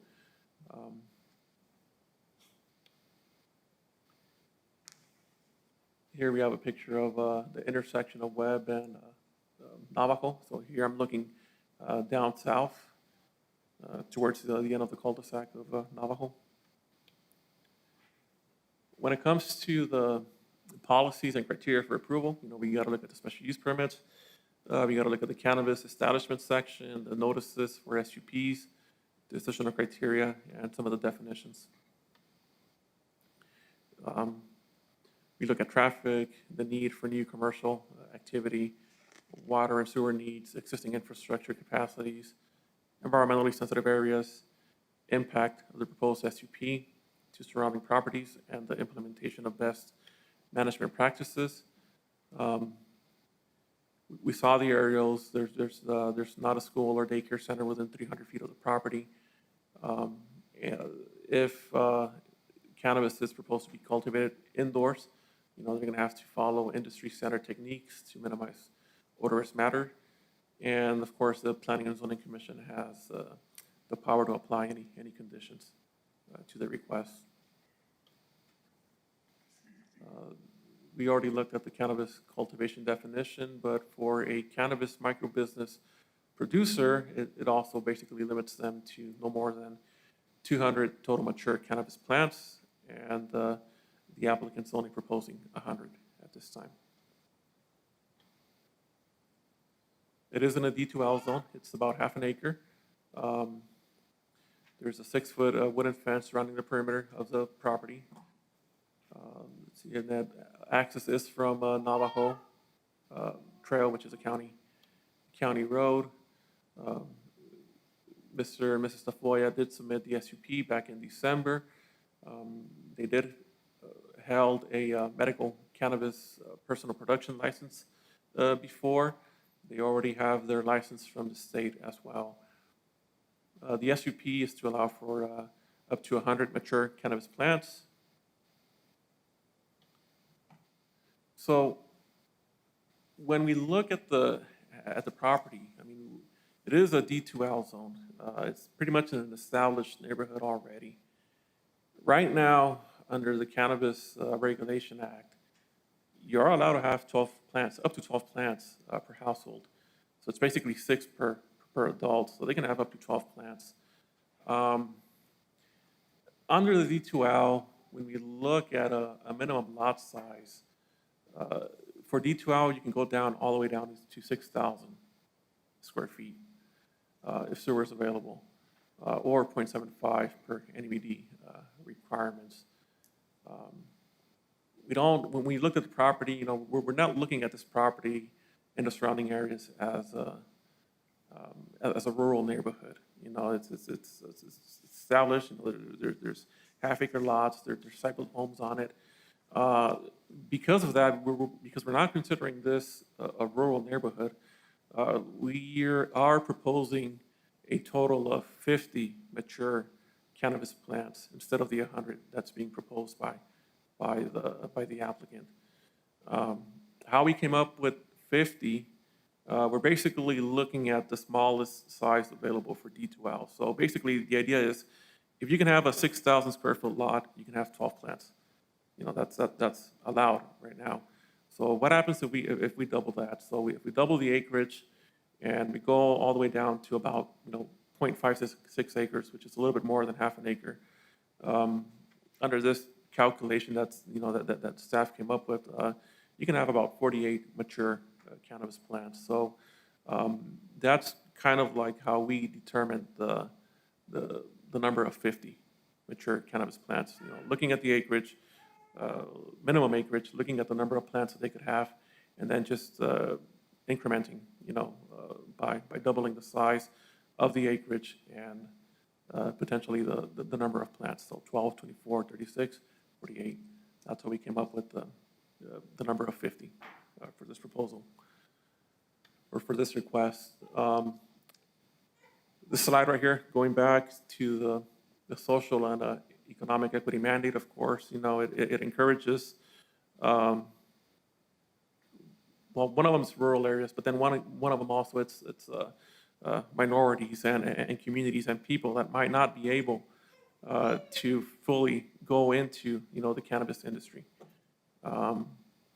So this is what Mr. and Mrs. Tafoya are proposing. They're going to be a micro business. They're not a full-scale operation with a production license. So we feel that that they do qualify for this mandate. For the decisional criteria, traffic impacts, once again, they're going to be minimal. There is no commercial retail being proposed on site. Final product will be delivered to local businesses. We talked about the social and economic equity of this mandate that's included under the Cannabis Regulation Act. Right now, there's no additional water or sewer needs proposed. Permission has been obtained from the water provider for additional business water usage. So Moongate has already agreed to provide them with the water. We do believe that the existing infrastructure is in place to support the proposed use. There has been no evidence of any endangered or rare species of animal and plant life in the area. The property does have a rock wall. They do have a wooden fence surrounding the perimeter of the property. The property was previously licensed for medical cannabis for 16 mature plants by the New Mexico Department of Health. Hours of operation will be from 9 to 5, and there's no additional traffic being proposed. Best management practices will be followed. And then, once again, any existing structure that's being proposed to be used for the establishment will be required to meet all applicable construction and fire safety codes.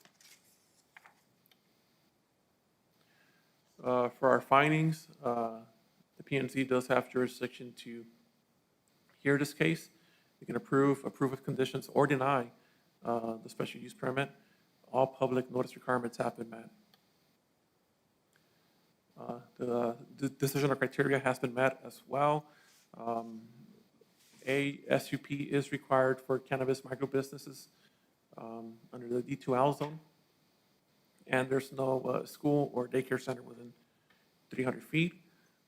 We believe that the request falls under this mandate for social and economic equity, and of course the P&Z does have the ability to impose any conditions to the special use permit to protect the public health, safety, and welfare. We are recommending conditional approval for this request for SU 21-028. And then basically the comment number one is that, or condition number one, is that all existing structures and new construction proposed to be used for the cannabis establishment shall meet all applicable construction, fire, and life and safety codes. So basically meeting the building code. No retail sales out of this property, and limiting the cultivation of cannabis to 50 mature cannabis plants. Those are our conditions for the conditional approval, and that's the end of the presentation.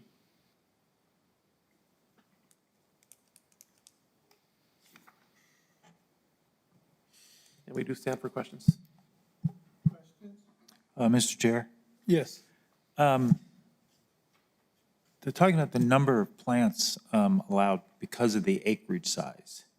You have this chart on page 36. The property in question is 0.49 acres. And if you look at the number that this chart you have here with the numbers and everything, it seems to me that the closest one is the 0.42 acres, which would allow 36 plants, not 50. So I'm kind of curious as to, because the 50 doesn't seem to fit this. This would be, 50 would be for somebody that had more than 5.56 acres. Yeah. And once again, I mean, just to go back to the slide, like I stated, I mean, we're not looking at this area as rural. You know, it is, there's more higher density, residential higher density. This is just, you know, staff trying to come up with the, you know, justification to you know, come up with the 50. If we were kind of looking at this as maybe becoming, like policy, maybe in the future, because when we look at the SUP criteria, I mean, it's not really, it's kind of broad, it's kind of open, it's not really tailored to the cannabis establishments. I guess, I mean, if I was to take out my calculator and, come up with the exact number of plants, I mean, we could also do that. That might be a recommendation. But we were kind of envisioning of something like, well, brackets instead of having something set. So from 0 to 0.14 acres, 12 plants. From 14 to 28, 24. From 28 to 42, 36. From 42 to 56, you can have about 48 plants. But basically, we were just rounding up numbers. Okay. But that's also something to consider. So what you have here is not regulation or policy, it's just a guide you've been using. Yes, or a guide we came up with for Okay. this case specifically. All right, thank you. Mr. Chair. Yes. Albert, do you feel that there's any kind of is there any fear from staff or any speculation from staff on precedent that is set?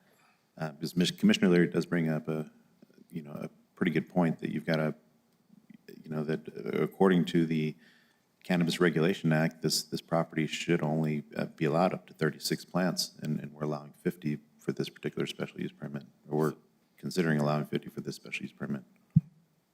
So right now, under the Cannabis Regulation Act, you can have 12 for recreational purposes. 50 is just a number that, that we came up with based on this calculation. Whether or not we're setting precedent, it's hard to tell. I mean, it is, every SUP is different. I mean, every SUP is on a case-by-case basis. But this would be something that we did look at, and we felt that, it might be, something that we might have to adopt just to address, maybe some of those cases where, you'll have an applicant coming in with a quarter of an acre. So. I mean, this, especially in the case of a higher density, in a higher density development. And this is, interesting, this case versus, what we just heard. We're in a higher, a higher density development, and we're, already,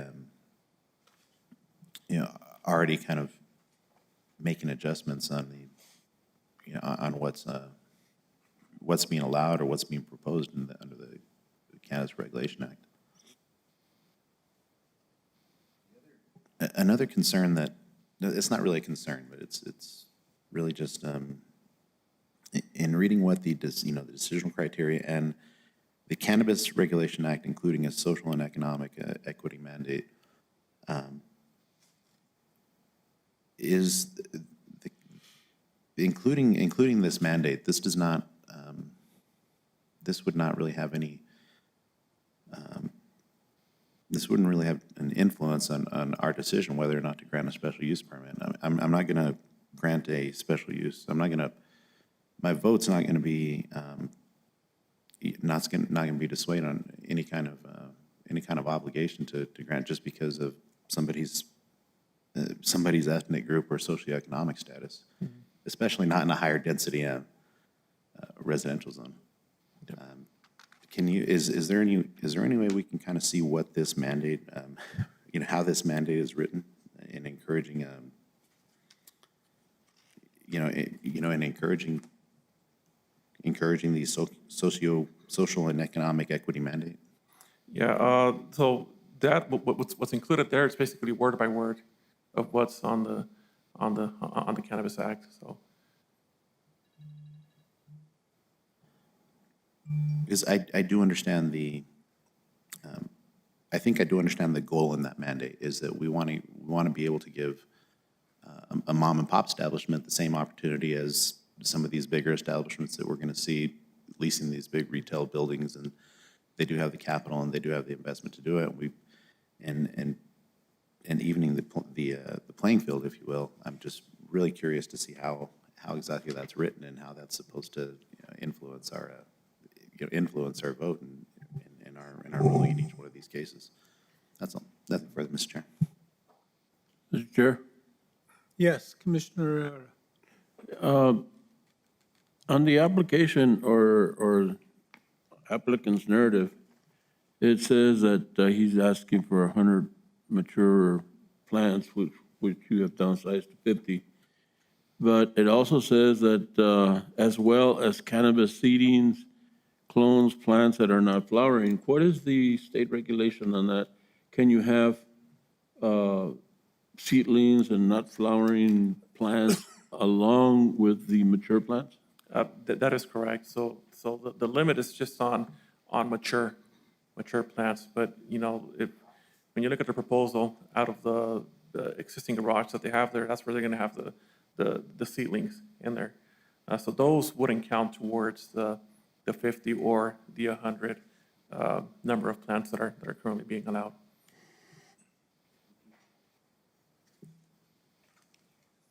So, am I to understand that on the existing garage, not the Mueller building, but the existing garage, you couldn't find a building permit for that? No, for the Mueller building. The garage was, let me go back to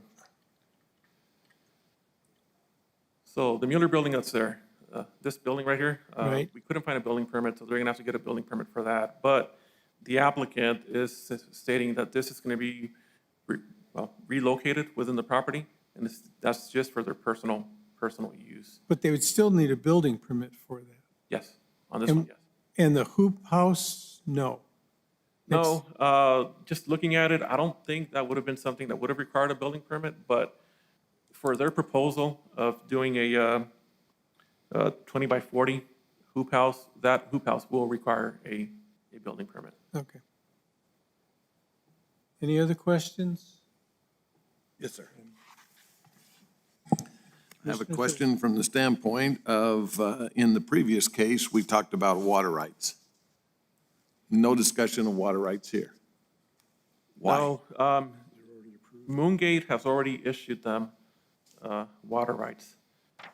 They've already submitted that agreement to the state, and therefore, you know, they already have their state license because they've already proved that they have water rights from a local water provider.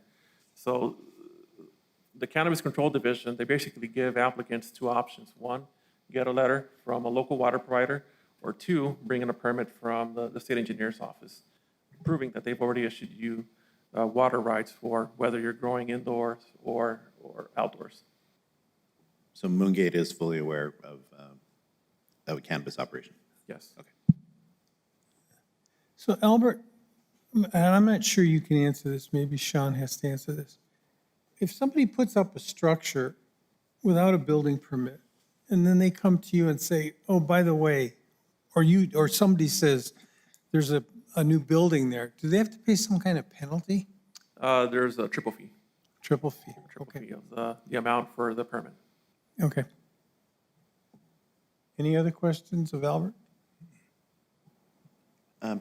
Mr. Chair, kind of back to the plant requirement, is that decision also influenced by the amount of structures that are on the property, or the, I mean, if you will, the percentage of, percentage of the parcel that's being taken up by a structure and by what's not?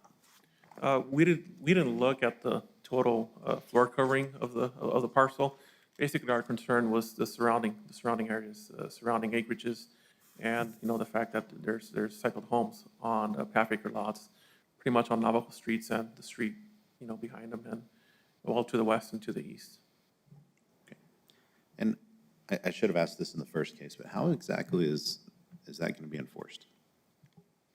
Well, according to the act, you know, it's up to the state and their officials to go out there and do, you know, their inspections. You know, we're not going to have our code enforcement officers out there, you know, counting the number of plants. That's all regulated by the state. Because it would be a little bit intrusive for the applicant to constantly have somebody there counting their plants. So I'm just curious if you know how that's enforced. Thank you. Anything else? Let's hear from the applicant.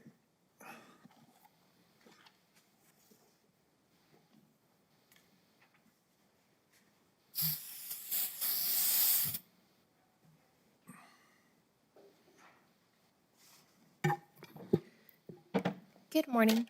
Please raise your right hand and state your name and address for the record. Elisa Tafoya, address 5059 Navajo Trail. Do you affirm that the testimony you're about to give today is the truth and nothing but the truth under penalty of law? Yes. Thank you. Hello, Commissioners. Thank you for your time today. What questions can I answer for you? You don't have any statement that you'd like to make? Sure, absolutely. First of all, thank you for your time and consideration for this SUP for today. I also want to thank Albert for his time on this. We've been in regular communications with Albert. I'd also like to thank neighbors that contributed to input, both in favor and in opposition of this. We've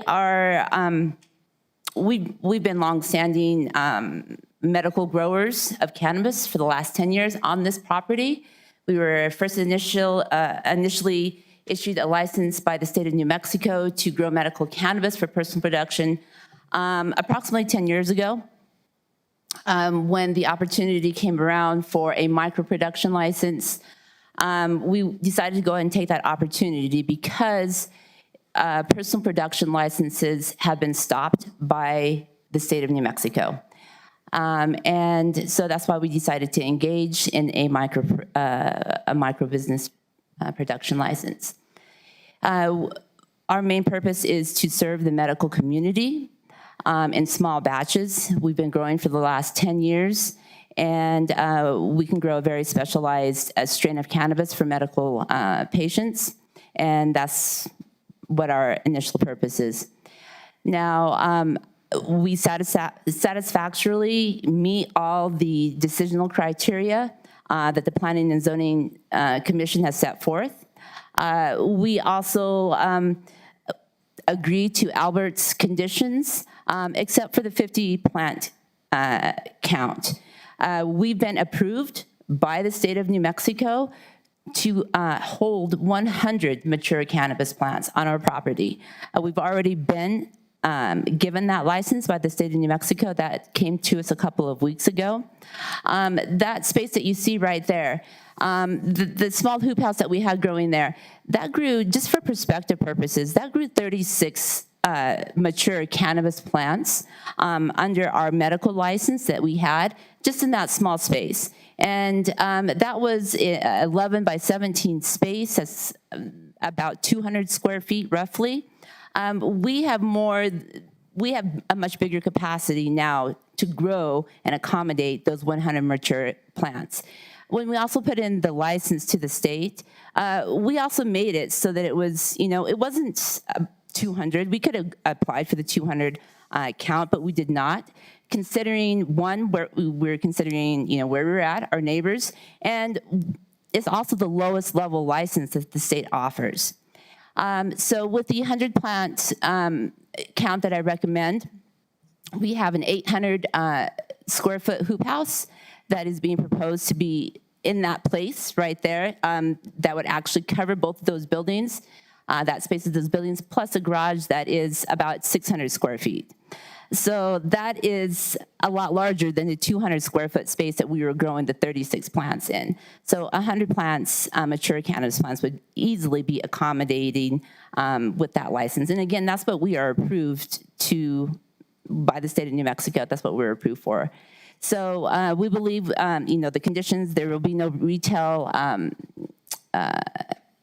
business on that site. Our plans are specifically to deliver the dried product to our the local dispensaries. So there will be no additional traffic on the site. There's none of that additional as far as conditional criteria that Albert was mentioning. We'll be happy to comply with any building codes that are put forth. So I'll be happy to answer any questions that you guys have. So how will you deliver the product to the dispensaries? Sure. So we do have specific requirements regarding transportation and a chain of custody that cannabis has to process through. So it has to be secured in the vehicle. We plan on transporting it ourselves. That's well within our scope of license to do so. So it has to be secured, and we'll be transporting it from our property site to our partners that we do business with. Will that be done in bulk? Yes. Okay. Anybody else? I have a question regarding the difference in the state. I need clarification. You're saying you have a state-approved license Yes. for 100. Yes. Why is our ordinance different than the state? Or is it? It was just a suggested guideline that Albert was recommending that for him. So the license is, the lowest level license from the state is for 100 mature license. I mean, it was just a guideline I think that Albert was presenting to you guys, but I think that's where you're seeing the discrepancy between 150. Albert was just proposing a lower amount. Chair. Commissioner Thurston, just a little bit of background on how the state's operating right now when it comes to accepting licenses. In the beginning, when you know they started taking in licenses for growers or for manufacturing or industry, one of their requirements was to have zoning approval by local jurisdictions. That was one of their requirements. As you know, things progressed and as amendments were being made at the state level to the Cannabis Act, they got rid of that requirement. So when you go on their website right now, you'll see a list of people in Doña Ana County or in Cruces who already applied at the state level for a license without approaching, you know, their local jurisdiction for approval. We saw the case right now with Mr. Mall, who hasn't even started that process yet. So somebody might be licensed already at the state, but I do have emails and correspondence from Robert Sachs, who's the Deputy Director of Policy with the Cannabis Control Division. And he's pretty much saying, yeah, we are issuing licenses, but you know, applicants still have to comply with local jurisdictions and local ordinances. So even though you know they might allow for 200 plants for a micro-business producer, it's up to the local jurisdiction to determine what that amount would be. That's our position. Albert, let me interrupt you. How does a local ordinance or a local policy supersede a state license? So we're not. I guess a good comparison would be liquor licenses. You know, if the local ordinance says, yeah, you can't sell beer out of a D1L zone, you know, they can't apply at the state for that. The only difference now is that for cannabis, the state has decided to kind of go over local jurisdictions by having applicants submit to them first, whether or not there's a business registration issued or whether or not they're in compliance with the zoning code or land use code. So we think that later down the road it probably might be an issue for many applicants who might come back with a license issued to somebody and they live in a mobile home park or they live in an apartment complex. Yeah. So we are under the belief that yes, even though somebody might have a state license for a cannabis establishment, they still need to comply with our local ordinances and whatever processes we have for that. Okay. And following up on that, then your recommendation as a county is at 50. That is correct. Yes, Commissioner Thurston. I think, Mr. Chair, I think you just answered what I'm about to ask here. And you could probably, so when you're applying for your license, when you're going through the application process and the state's reviewing that, they're not at all either reviewing or considering the size of the lot or the zoning designation Well, I think to some degree that they are, because the same plans that were submitted to Albert and to you guys were the same plans that were submitted to the state. And so they were fully aware. They saw the premises diagram, the same premises diagram that we submitted. They saw that. They saw the property size, the property diagram. They know the size of property that we're growing on. Okay. Thank you. Nothing But further, Mr. Chair. that's not a. That's not decisional That's not in criteria the for them. state's criteria. Well, they have criteria for a minimal submittal requirements, And of course, they have to disclose, what they're doing on their property, what they're growing, the type of license that they're applying for.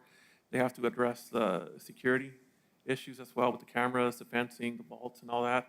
But like I said it before, they're gonna look at an application, and if it's complete and if it meets their minimum requirements, they're just gonna sign off on it. And you had mentioned you're a medical grower and you had a 36 limit at that point.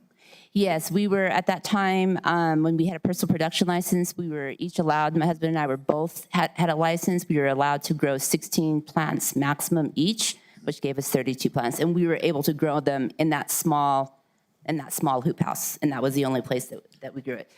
So a lot smaller than what we're proposing today. And our property, it definitely accommodates that. The area that we live there, we have 2 neighbors that border us. One side is in Arroyo.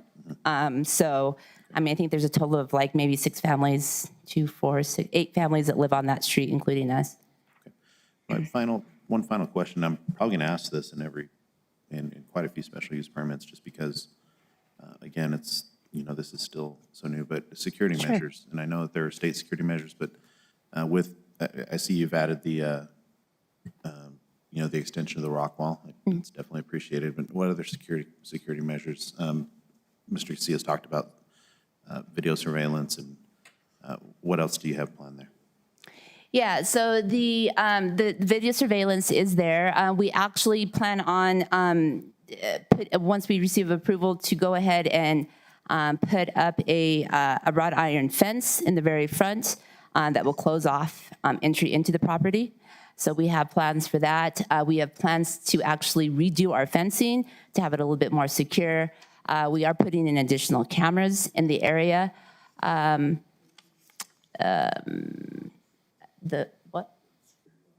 Security locks, yeah, upgrading commercial lock to commercial locks, entryways. So yeah, there are a few additional improvements that are being done to that, yes.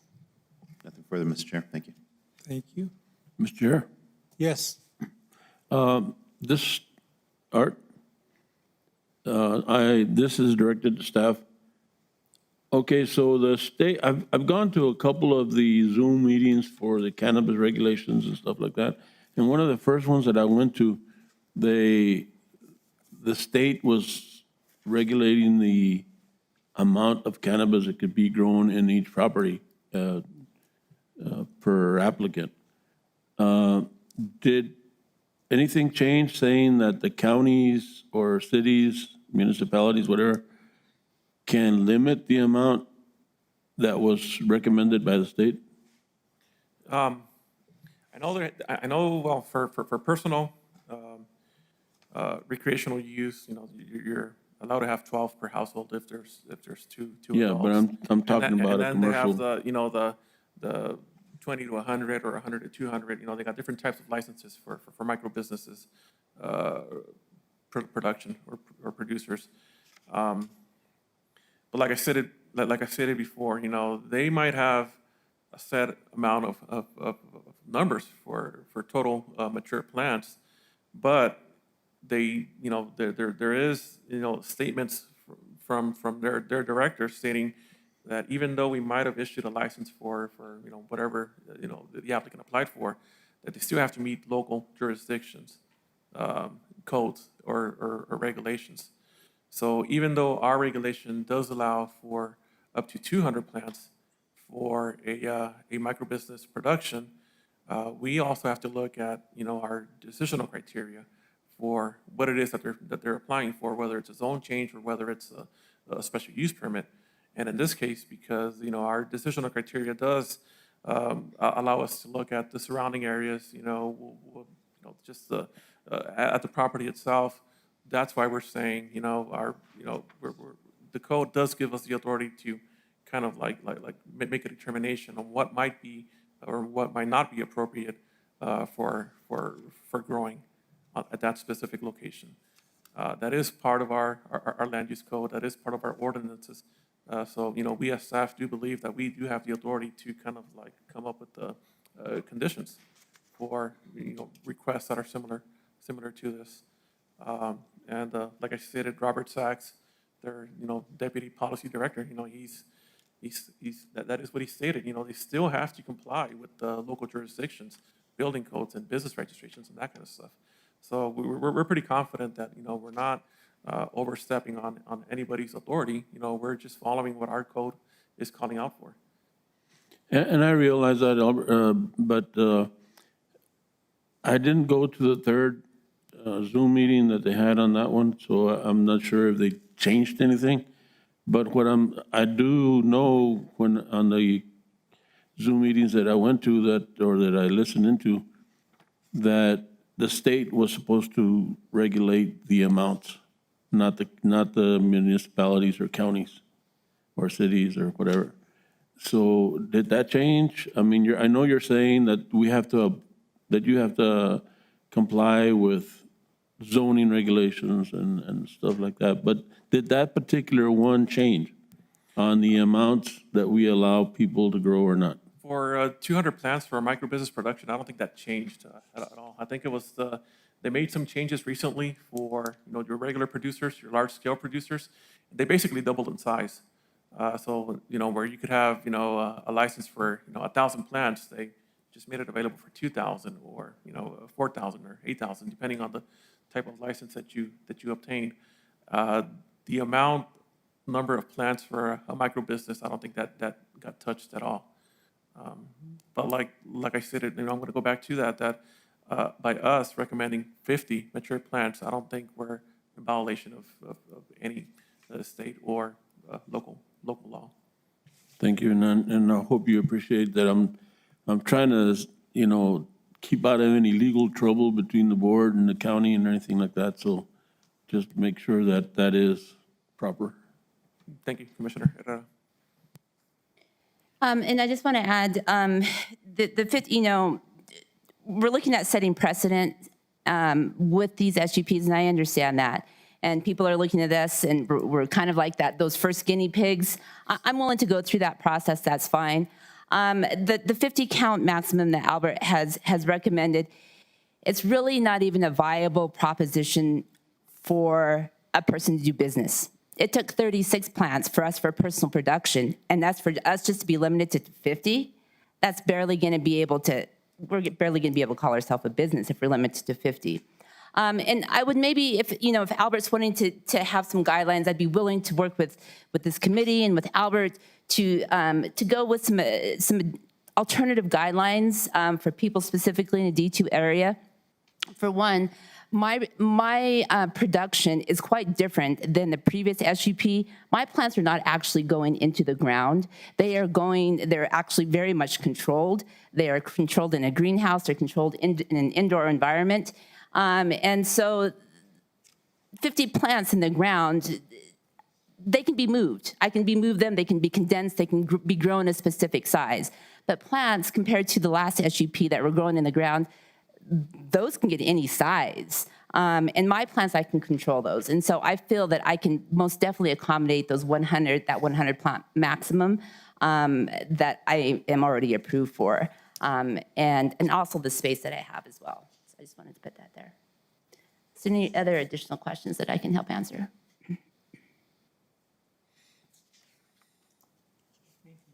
Thank you.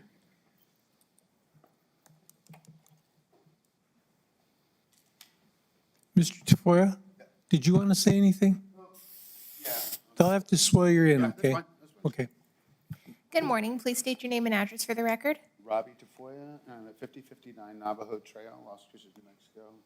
Okay, if you can please raise your right hand. Do you affirm that the testimony you're about to give today is the truth and nothing but the truth under penalty of law? I do. Thank you. Thank you, Commissioners. I just wanted to say with you, we appreciate everything you guys are going through. This is, you guys are forefronting a new era here. So whatever decisions you guys make right now is really, it sets precedents for the future. And so we appreciate that and you guys listening, as well as our neighbors. We know this is not an easy thing, and we know that anytime the word cannabis comes up, it's still a stigma. It'll pass. I mean, like anything else, it'll pass. But what we're doing with this, we did do the social and equality portion of this, and that's really what we did this for, is to be able to have a chance for the mom and pop businesses to be able to show that we could actually do this too. There is a lot of questions on how many plants, that people are going through and the size. And I just really, if you guys step back for a minute and you think about like a tomato plant, do you actually get a pound or 5 pounds of tomatoes off a tomato plant? And that's what people are thinking, that they're thinking you're gonna have this giant Christmas tree that you're gonna get 10 pounds off a plant. You're lucky if you get a half a pound or you get 2 ounces off of a plant. So, we just wanna make sure that that's a consideration, you guys understand, that it's a sensitive crop. We don't, none of you probably have sat on the board. You may have seen a plant growing, but you've never grown one yourself. And if you did, then you would know how much work they are.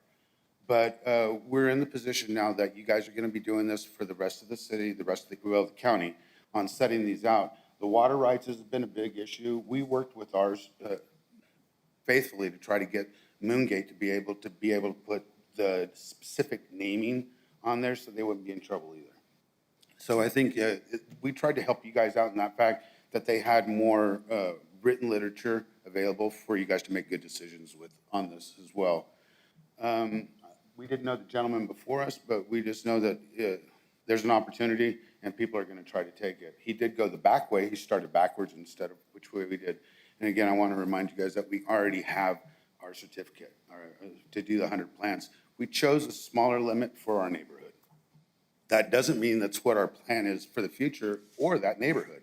We always plan to have it grow there for our personal, but we plan to move out. We want to expand like any business, is that we'll get out there and we can use realtors and come out and start making businesses and jobs for people in the community. That was our whole job for this. And so again, I want to thank you, the board, for listening to us and considering our options with this. Thank you. Wait.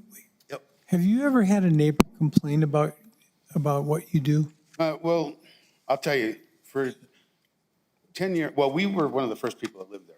One of the gentlemen that lived up above, he knew, he was very, very staunch on everything that happens. He even said that there was a code or whatever, and there wasn't, covenants.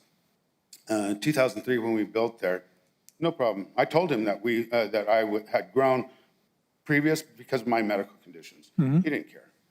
The neighborhood grew around us. I told every neighbor that came in, this is what I do. Just know there's no surprise. Okay. Sure. We pulled a police report. Never been a report done to our house. Never been a criminal complaint.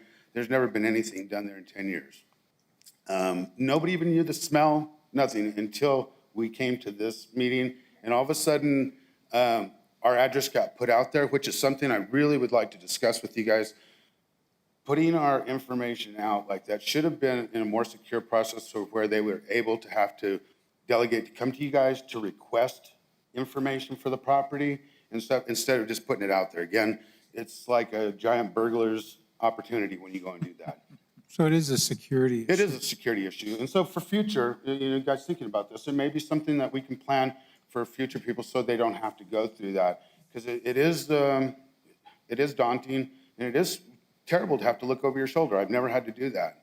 And, but it's okay. We understand we're going through this with you all. We have security there. We haven't had problems. We never had a problem. No neighbors ever came to us. Nobody's ever said they smelled anything, only until we said something. Okay. So, thank you. Thank you very much. Is there any other questions I can answer before? I think we're good. Thank you. You're more than welcome to step We'll open it to public participation. Eileen, who's on the list? Wayne Groskopf.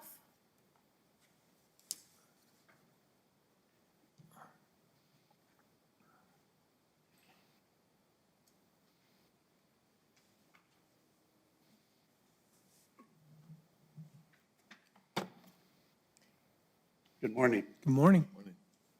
Please state your name and address for the record. John Wayne Groskopf, 5083 Navajo Trail, Las Cruces, New Mexico. Do you affirm that the testimony you're about to give today is the truth and nothing but the truth under penalty of law? Yes. Thank you.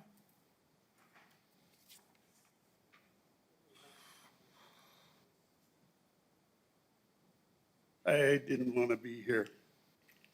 This shouldn't happen. Got a question for you. Who on the board would welcome cannabis or marijuana grow operation next door to you? So why would you allow it next door to us? Are the people of resident communities of lesser value than you to allow commercial marijuana grow operation in their residential neighborhood? Think about it. You're asking us to accept a marijuana grow operation next door to us. Robbie stated himself that his address is out there. Criminals don't always get the right address. I just want to say I oppose all commercial businesses in our residential area. The last gentleman up, SUP that you talked about covenants. We have covenants. We've been through that before. Our covenants clearly state no commercial businesses. So, who overrides who? If you approve, do we sue? And it goes all back and forth, and it will happen if it's approved.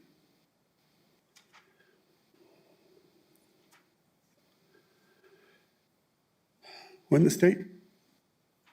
state passed the marijuana law, they divided the state, the people of the state, those for and those against.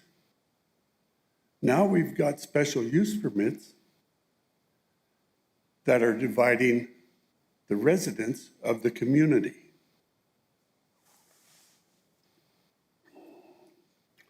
I have sent letters to all state senators asking why they did this, and there should be an amendment to keep it out of density residential communities. This just causes problems.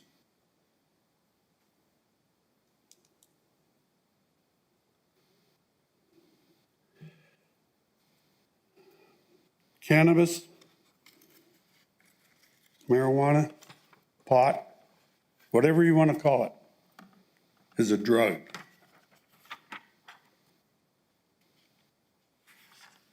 It has limited medical capabilities. Look it up.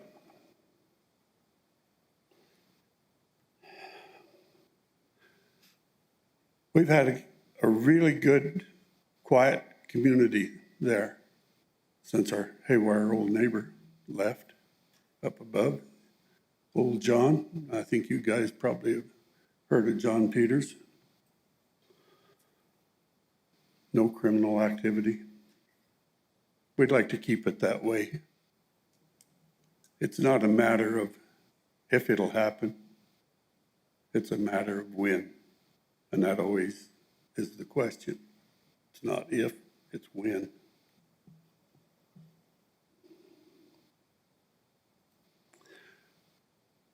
They noted that they've never had a complaint about smell. Yes, we've complained. As a matter of fact, what happened, it was so bad one night, you couldn't stand to be outside, you couldn't stand to be in your house. Talked with Robbie a day or two later. He says, oh yeah, we harvested and we went to Rio Doso to get away from it. What does that tell you?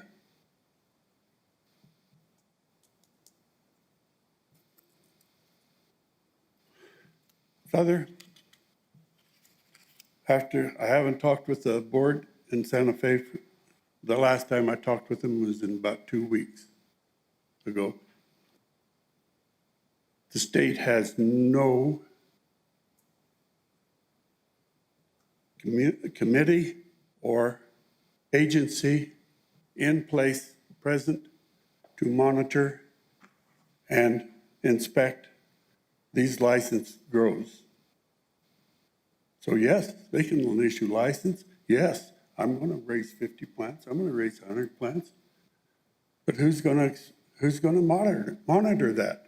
Who's going to monitor that their filtration systems, if they're required to put that in, are working? Who's going to do that? My question to the state was, what do I do if the smell gets too bad? She says, call law enforcement. What's law enforcement going to do? They show up an hour or 2 hours later or 3 hours later or day later or whatever. There's no smell. He's gonna go and he's gonna look and say, yeah, he's growing. What's your license and this and that? It's putting law enforcement where they shouldn't be to control something that should have been looked at the state level. It's not you guys' fault. It's not the county's fault. It was the planners at the state that failed to recognize that there needs to be guidelines and enforcement on those guidelines.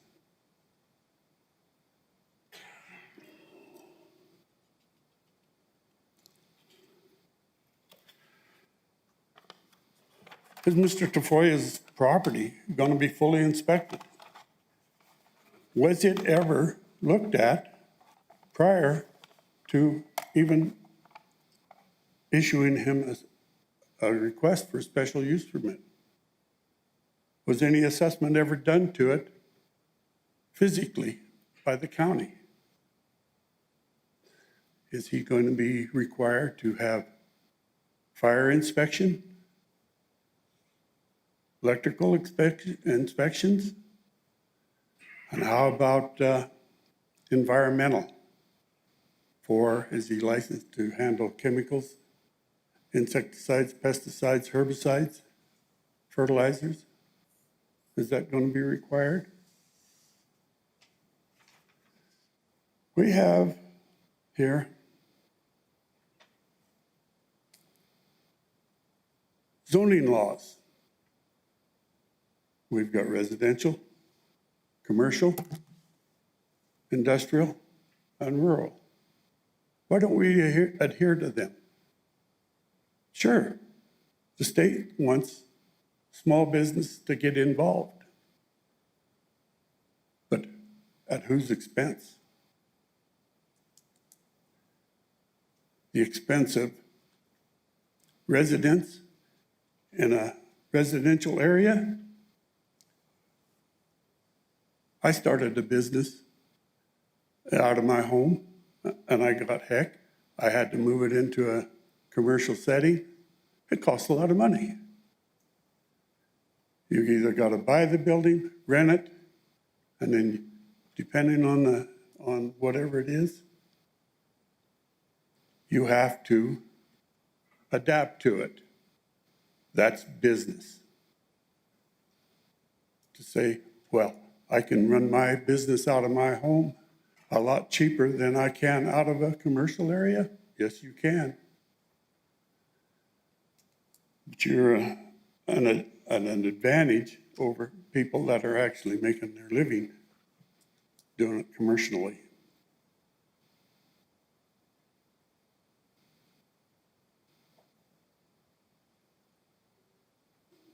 I don't have anything wrong against Robbie. He's been a good neighbor. But we have endured some terrible smells. I can even smell when, I don't know whether it's him or the kid next door or somebody else down the street. I've smelled marijuana being smoked outside when I'm outside in my backyard. That puts the onus on whose right are being violated by me not being able to enjoy my backyard over somebody being able to smoke marijuana. As far as I've seen the covenants or the deal from the state, You're not allowed to smoke marijuana outside. You have to do it indoors.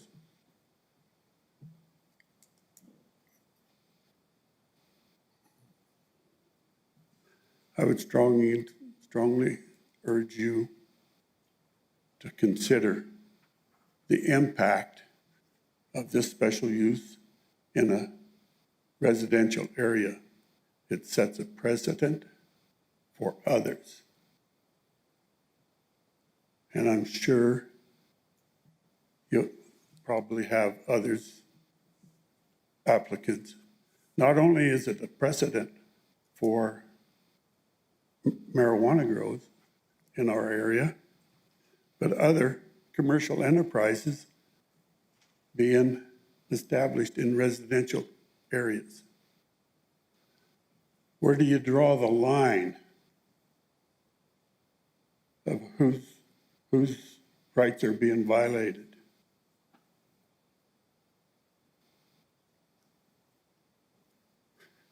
I don't envy you your job. And it shouldn't have been that way on the marijuana or cannabis grow. It's something that the state should have addressed it when they drafted the law. Like I said, they split the state for those who are for and those who are against it. Now they're splitting the residents of the areas again. And we've all heard this story about politicians.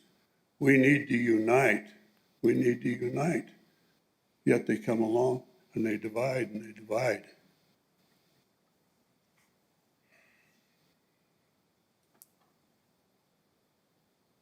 I would strongly urge you to disallow this and stop any further precedent from being made. Thank you very much. Any questions for me?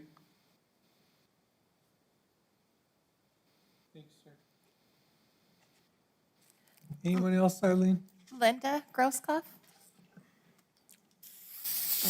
Mr. Chair, while Ms. Grosskopf's coming up, I have a question for Albert. Okay. Albert, just to remind me. Come on up to the podium. He's just going to ask staff a question. Remind me, a non-commercial, resident just wants to keep recreational use. How many plants are they allowed? For recreational use, currently, right now, if there's 2 adults, they're allowed 6 each for a total of 12. 6 each. Thank you. Hi, Hi. Please state your name and address for the record. I'm Linda Grosskopf, and I live at 5083 Navajo Trail. Do you affirm that the testimony you're about to give today is the truth and nothing but the truth under penalty of law? Yes, I do. Thank you. I'm really nervous here. I'm not used to doing this, and Robbie is a very good friend of mine, and I'm okay. Albert was very good at highlighting the different things that the neighbors liked and didn't like about this going through, and I wanted to read what I wrote to him because he didn't really outline or read, fully. So this is what I wrote. I am forwarding my personal comments and concerns in regards to public notice mailed out December 23rd, 2021 for case number SU 21-828. The following concerns were addressed to Robbie and Alicia Tafoyo during their recent phone call to us. First one, the commercial growth and sales impact to our community, our subdivision. Who is in charge of follow-throughs of monitoring this permit? The county and state say they have no guidelines to follow. Suggested calling law enforcement. The second one was the offensive odors related to the processing or cultivation that are emitted. Alicia said that there were filtration systems, but neglected to state if they would be using them. I think that's really an important for as close as the neighbors are. I find it ironic that both Robbie and Elisa went out of town last year as they couldn't stand the odor during processing. However, everyone else in the neighborhood, from infants to elderly, were stuck with the offensive smell. How over time does this affect neighbors' overall health? We had 2 Shih Tzu puppies, dogs, adult dogs at the time, and as soon as this skunk smell came through the back door, they both vomited. I thought that was kind of a sign that this ain't good. The third one was the aspect of crime coming into our area. Easy access from the arroyo, more difficult down our skinny one-way street. I remember Robbie mentioning a few years back that someone had walked across the arroyo, jumped his wall, and broke into his shop. What is to prevent this from happening again? Only this time for drugs. No amount of cameras will prevent this from happening. Number 4, I've respected Robbie's needs for his personal medical marijuana, but growing and smelling commercially are 2 different things. Our covenants for this subdivision do not allow for commercial home-based businesses. How does having a marijuana grow-op business just 2 houses down impact any further real estate sale of our home and property? This all has to be discussed and disclosed to a new purchaser. These were all discussed over the phone with Robbie and Alicia. Furthermore, I am strongly against a commercial cannabis business obtaining a permit to operate and sell. Thank you. That's what I wrote to Albert. Thank you. Any questions or? When this odor occurred, did you call the county? No. Okay. No, unfortunately, I should have. Okay. Any other questions? I have a question regarding state versus county So you want to talk to staff? to Albert, Okay. Do we have any other Or- questions? not to her. I'm Thank you very So much. I just wanted you to know what he was receiving as far as emails, because there's nobody else that was able to attend in our community because it's a working day for him. Sure. Thank you. Thank you. Commissioner Thurston? Okay, if, I have a question from the standpoint if the state license allows 100, and our recommendation from staff is to go to 50, and she's already received a license from the state to operate and maintain 100. I'm confused. Who regulates this? Do we have the right in Doña Ana County to change the state law? Override the state law? Or do we have to comply with the state law? I think it's a really tricky question, and I kind of touched base on it previously with the Commissioner Herrera. The state is telling applicants that they do have to comply with local jurisdictions, zoning, land use code, and building codes. As part of that statement, if an applicant has to go through a special use permit in order to be in compliance with the local ordinance, then they have to abide to those requirements.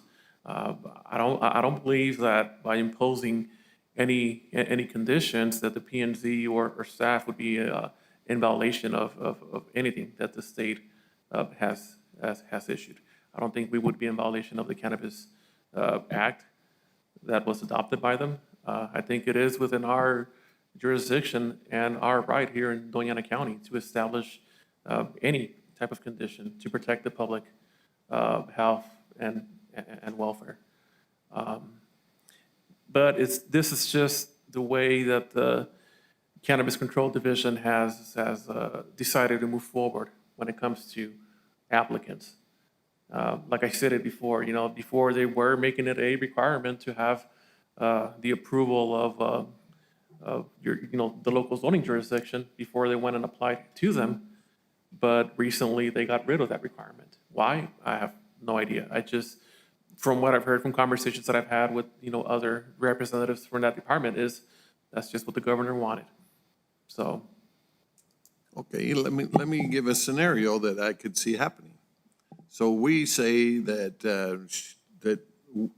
as an example, we deny her request here.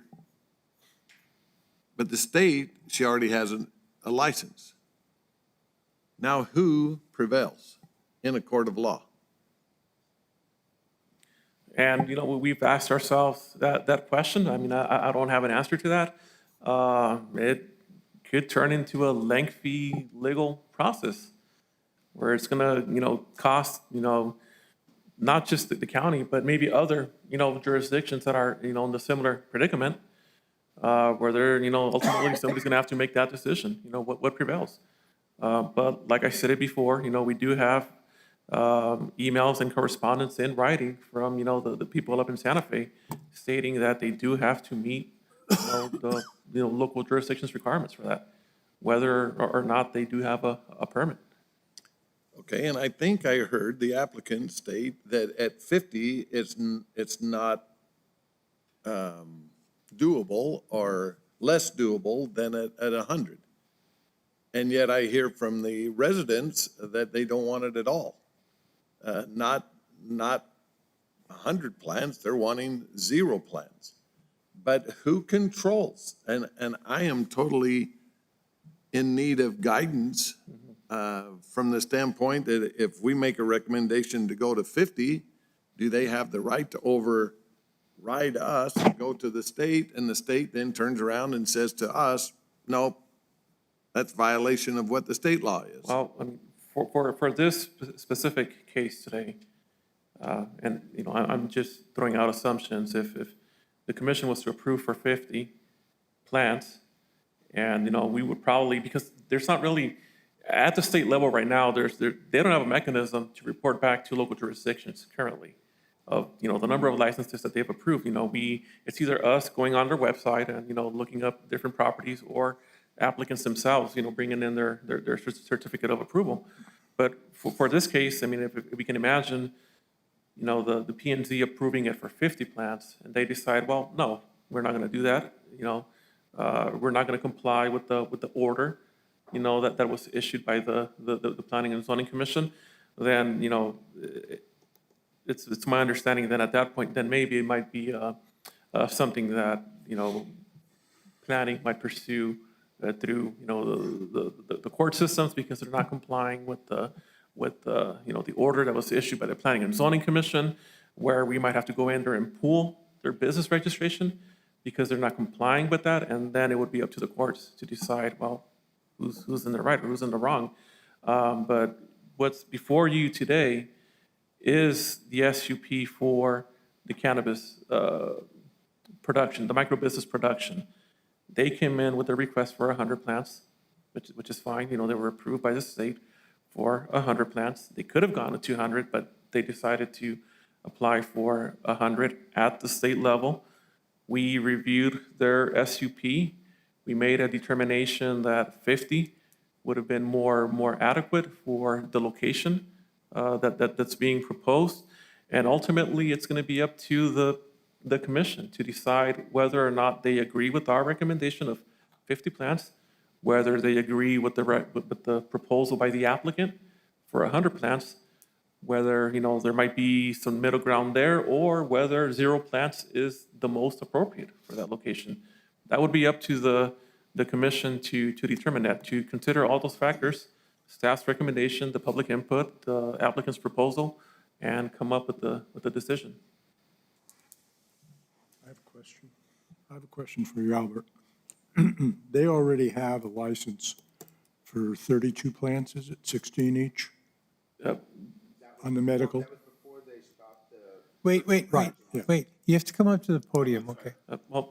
No, that's, so they already had, now, when we're talking 50 plants, is this in addition to that 30-something they already have?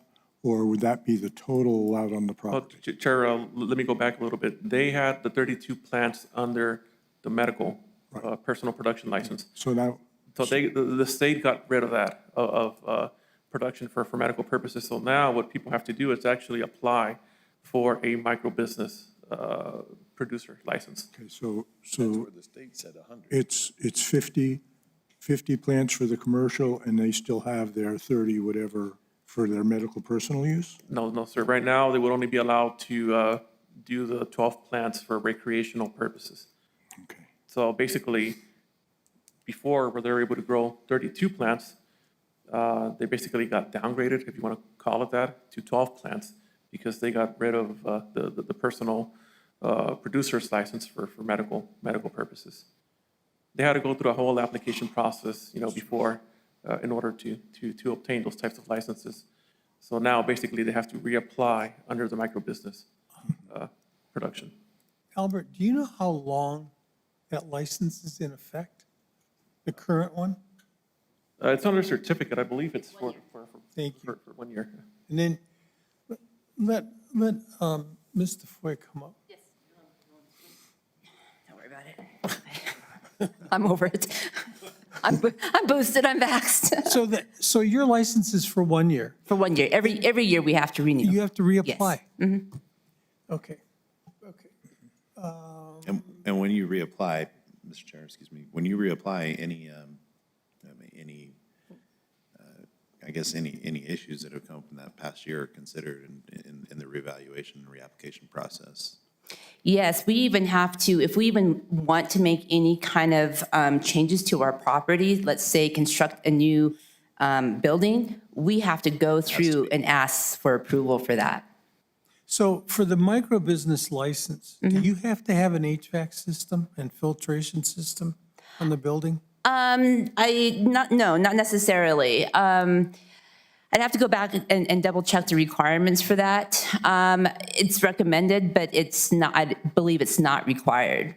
Chair Zerniak, when you go through our case analysis and our recommendations, there is a note on there saying that, any proposed structures that are structures that are proposed to be used for the cannabis establishment or any future construction, they do need to meet the building code. That's the county building code. The county building code. So that's, part of, the ongoing conversation that we're having right now. They do have to meet local jurisdictions, land use code. They also have to meet the building code. If there's more specific questions about that, about what the garage is going to have to, be upgraded to, we do have Sean Vick and Oscar Loya here from Building Services that might be able to touch base on that. But just keep in mind today, we are talking about the use of, of growing, up to, 100 mature cannabis plants. That's what's being proposed. But it probably will trigger a building permit, a remodel permit, a change of occupancy to a structure that was approved under a residential building code. And now they're going to have to upgrade it to a commercial certificate of occupancy. So let's hear from Sean. I've been waiting to do this all morning.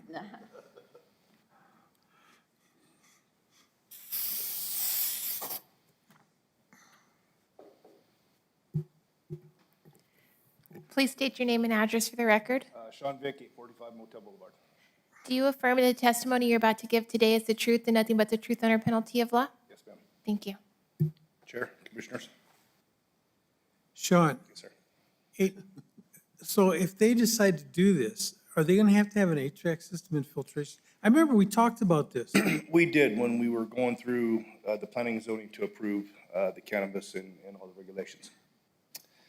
Basically, what it comes down to is an HVAC system, either carbon filtration or what have you, or an industry recognized standard. So there is no real set standard. when you go back to everything I've researched on cannabis, calls for a normal person's sense of smell. So, you know, what you may consider offensive, you may not consider offensive, or what your normal smell may be. So it's kind of a real gray area. Most people that do an indoor grow, because inside of an indoor grow, when you have the lights on the plants and the cannabis, and then it starts maturing. And whether you're doing 24 hours a day, you're doing 16 and 8, depending on what you're trying to do for that cycle, really boost up that smell, especially when the plant starts to flower, because you have a lot more THC, a lot more resin, gets more pungent than when it's just starting to grow. So you don't want to use, there's like ultraviolet, stuff like that, which could affect the plant. So most people will do some type of a carbon filtration system just to kind of get the air going out, try to get some of those odors. Also, if they're bringing in indoor air, because they're bringing in indoor air, they don't want any type of microbes or bugs or anything like, or anything that can affect their plants, because they can get more production in an indoor grow than you're getting an outdoor grow, more weight, things like that. So it's going to be one of those things that they propose. Does it meet the code? Does it filter it? We have to look at that. We can't say, well, you know, this is offensive to me, but not to you. So it's one of those things, like Albert's saying, the cannabis thing is ever growing, you know, and I've done a lot of research from Colorado, California, Washington on what they propose, what is an industry standard. There really is no set industry standard on the filtration system. And that's really where it comes down to.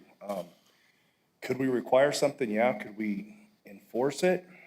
If the code requires it, yes, sir. But what they propose, as long as it meets the intent of the code, we would have to look at that, because that's all we're looking at is the intent of the code. So assuming there is this potential, I mean, we have with apologies to the people that oppose the case, we have an undocumented case of an odor in the neighborhood that wasn't reported to the county. With that potential, we could put a limitation on the building for a carbon filtration system? Well, yes and no, and here's another thing to consider. An outdoor grow, so if they decided to do just an outdoor grow with hoop houses or shade cloths, so let's say they decided to do outdoors, 100 plants with a shade cloth, during the height of the summer when the sun's real harsh on the plants, outdoor grow, you're not going to have any type of air filtration system. I mean, it's just going to go in open air, and you're allowed an outdoor grow. How do you regulate that? So I'm kind of looking at that as the same as an indoor grow. If I can't regulate an outdoor grow as far as smell, how do we really try to apply that to an indoor grow? Because then we're kind of doing a double standard. If you look at it, we're saying, you grow outdoor, go ahead. You know, you can grow 12 plants at home. You can grow 12 plants at home. Everybody can personally, and it's legal right now. Law enforcement, from what I've heard from Sheriff Stewart, they're not going to enforce the smell. You can smoke cigarettes in your backyard. The county's enforced you can't smoke in public. Someone wants to smoke cannabis in the backyard, it's their property. So where does that line come in enforcing that, calling law enforcement? And from my understanding, they're not going to go do it because it's basically a legal product at this point. So we're kind of in uncharted waters. The commission, building codes, everybody is kind of figuring out how the best way to proceed with this. The states kind of set guidelines, they changed guidelines. I read some stuff today that a lot of people are opposed to, just like the applicants here, on a layout of their home, where they're going to be storing, like the other gentleman said, where the safe is, where their storage is, because it's public record. You know, anybody can get that information, and they're concerned about that, and rightly so. So we're just here, it's legal, it's one of those, and like Albert mentioned, the state has nothing, no agency set up, no enforcement. You know, you could say 50, they want to go to 200. You know, if they got caught, yeah, they could have their license pulled, it probably wouldn't be renewed. So, you know, most people that are doing this legal, from who I've spoke to and have called me on the phone, they want to do everything right. You know, they'll stick to whatever they're allowed. It's the other people that are going to be running mobile homes, residences, that we're going to have more of an issue with. Questions? Thank you, Sean. Yes, sir. Thank you, Chair, Commissioners. Commissioner Zerniak, we have one more on the list to speak. Okay, Nicole Fox. thank you, Eileen. Do you need to swear me in again? Yes, please. I know it's hard to raise your right hand, but please state your name and address for the record. Nicole Fox, 4290 Rocky Acres Trail. Do you affirm that the testimony you're about to give today is the truth and nothing but the truth under penalty of law? Yes, ma'am. Thank you. I just want to piggyback on what Sean said, which is that the wording in the state legislation and regulations and rules states that local jurisdictions can rule in time, place, and manner. And that's the wording of the law. One of the great points that Sean made is that a lot of this is in a gray area. Linda Trujillo herself has been quoted as saying on numerous occasions in public presentations that the state is building the plane while flying it. Unfortunately, we're all passengers on that plane right now. So take that for what it's worth. Also, I wanted to say that there's a lot of assumptions being made, and that if there were to come a time that this would be opposed and there would be potential litigation, that people are prepared to call experts to the stand. And so when people come up and provide their personal opinion in regards to medical use or benefits, and or whether the noxious smells cause illness, etc., I mean, those are all people's personal opinions, and we're not hearing from experts in those specific areas at this time. So I think part of the stigmatization of cannabis really brings up a lot of assumptions and personal opinions, and that should be considered. Again, I am one of the founders of the Southwest Cannabis Trade Association, where we are an assembly of very professional people, and our goal is the success of the cannabis industry in the state of New Mexico and here in southern New Mexico, to the benefit of community members, whether that be creating jobs that pay fair and more than fair wages, have positive work conditions. And one of the things I heard Robbie say is that his initial endeavor is a small endeavor to create capital to be able to purchase a building and make something bigger of what he has going on. This is a temporary situation for him. So I think that is worth taking into consideration as well. And I can't remember if I stated it, but I am in support of the Tafoyas receiving a special use permit for the betterment of the cannabis industry and their community and their social and economic place within our society. Thank you. Thank you.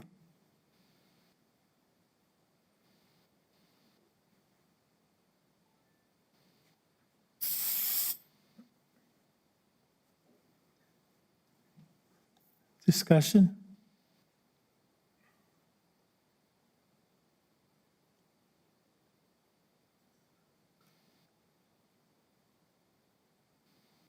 Mr. Chair, Commissioner Acosta.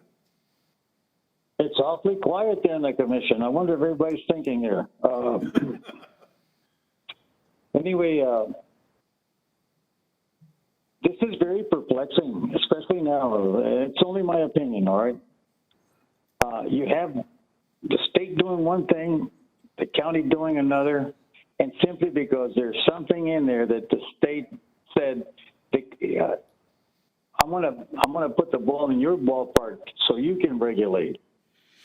And so what they've done is they've actually let the horses out of the gate, and now they want us to enforce corralling those horses and regulating. I have a very difficult time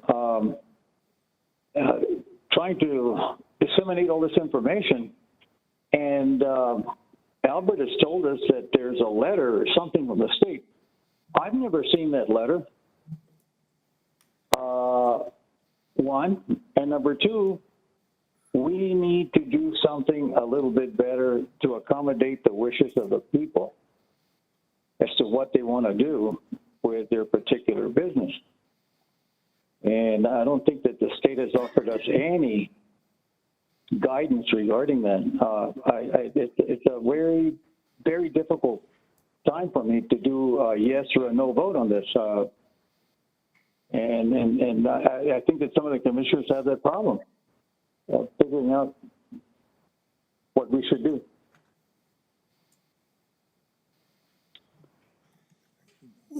Well, Mel, having said that, the problem is that the Tafoyas have a right to have a decision made so that they can move ahead or not. I mean, that's why we're here. So I agree with you that that the state's created a problem for us, but we have a responsibility to make a decision. Well, I look at it this way, Mr. Chair. If the state says 200, Albert says 50, right? And the question I have is, how did Albert come up, or the Community Development Department, how did they come up with an arbitrary number of X number of plants according to space? And the question I have is, how did the state come up with 200 plants or 600 or 1,000 plants? How did they come up with these numbers? Could it be a million plants, or, I mean, I don't understand that. Mel, I don't know how the state came up with its number, but I know that the county staff took a look at what the state said in terms of personal use and lot size, and then multiplied it up from there. So there's a rational basis for what they said. It's not arbitrary. And I think the fact that, and I think the fact that it's based on lot size is very important, because that's what we're concerned about. Well, then, so if you have half an acre, 3/4 of an acre, or 1 acre, or 100 acres, let me tell you something.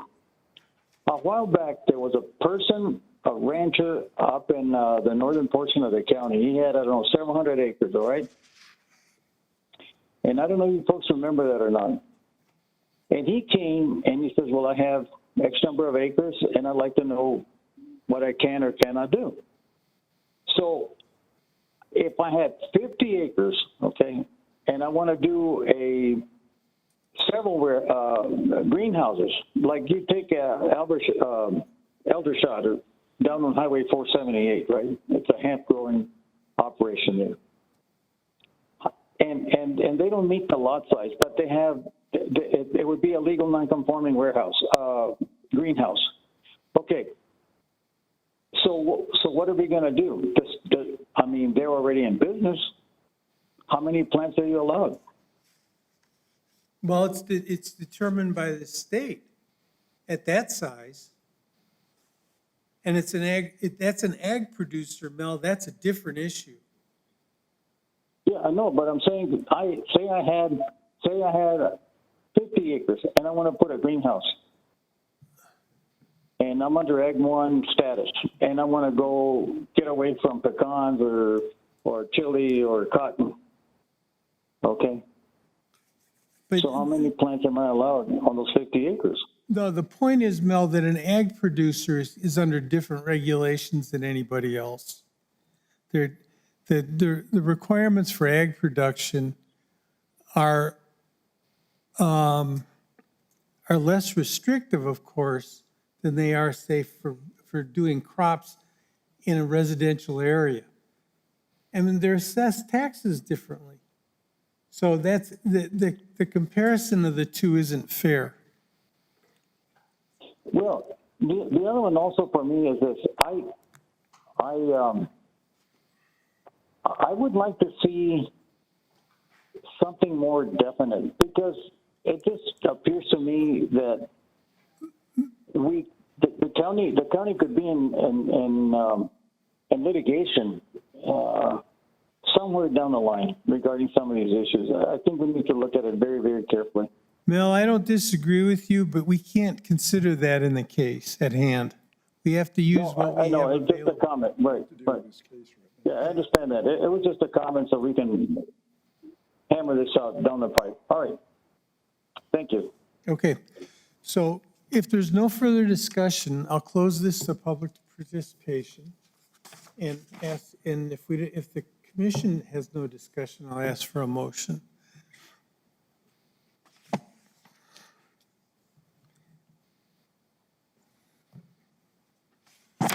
Mr. Chair, before a motion's made, just a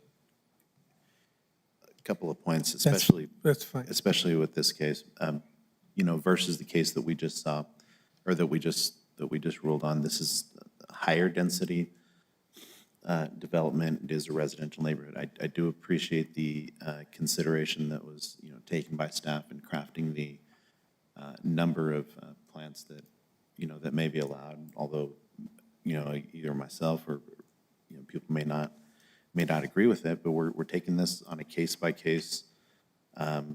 We are taking this on a case by case, and just as when Nicole spoke up, we're flying the plane while it's still under construction. I don't think anybody could come up with a better analogy than that at this point. What I've personally taken into consideration, why I asked, is that any couple, just any two-income couple or any couple who's living in this subdivision would be allowed up to 24 plants grown on their property without any special use permit, without any license, and for recreational use at this point. And what we're considering at this time is an additional 16 plants. You know, at this time, if this, you know, if we do issue a ruling with staff's recommendation. Chair, just real quick, it would be 12 max per household. 12 max per household? Okay. Okay. So there's, and I appreciate, thank you for correcting me. You are going to see recreational cannabis being grown in you know, in the surrounding neighborhood, potentially. I also do believe, and I appreciate Sean bringing this up again, because I was going to quote him, you know, before he spoke, but he brought this up in our work session when we made our amendments to the UDC, that the majority of the inconsistencies and the issues that we're going to have are going to be coming from people who did not go through this process and did not follow the recommendations and did not respect the process as the Tafoyas have. It is my personal belief that the Tafoyas have, you know, have been a great example of following this process and showing respect to the process at hand. With respect to the neighbors, it seems to me that that especially Robbie has spoken to quite a few of the neighbors throughout the medical process. There are, and the state is going to be in Cannabis Control Division. They are going to be, I don't want to say inconsistent. That sounds like an insult, but there are going to be quite a few inconsistencies. There are going to be changes, and a lot of them are going to be pretty abrupt. And they're going to say, here are the new changes. Go with it, and that's going to affect our decision-making process in the future.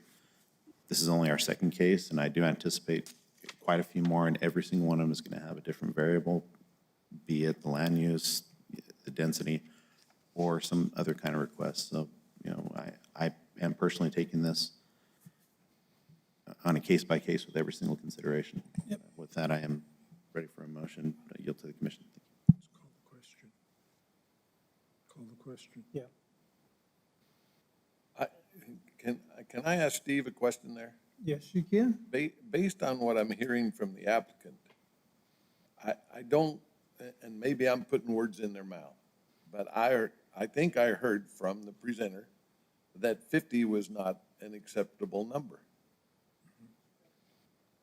So we've got the conflict with the state and the county.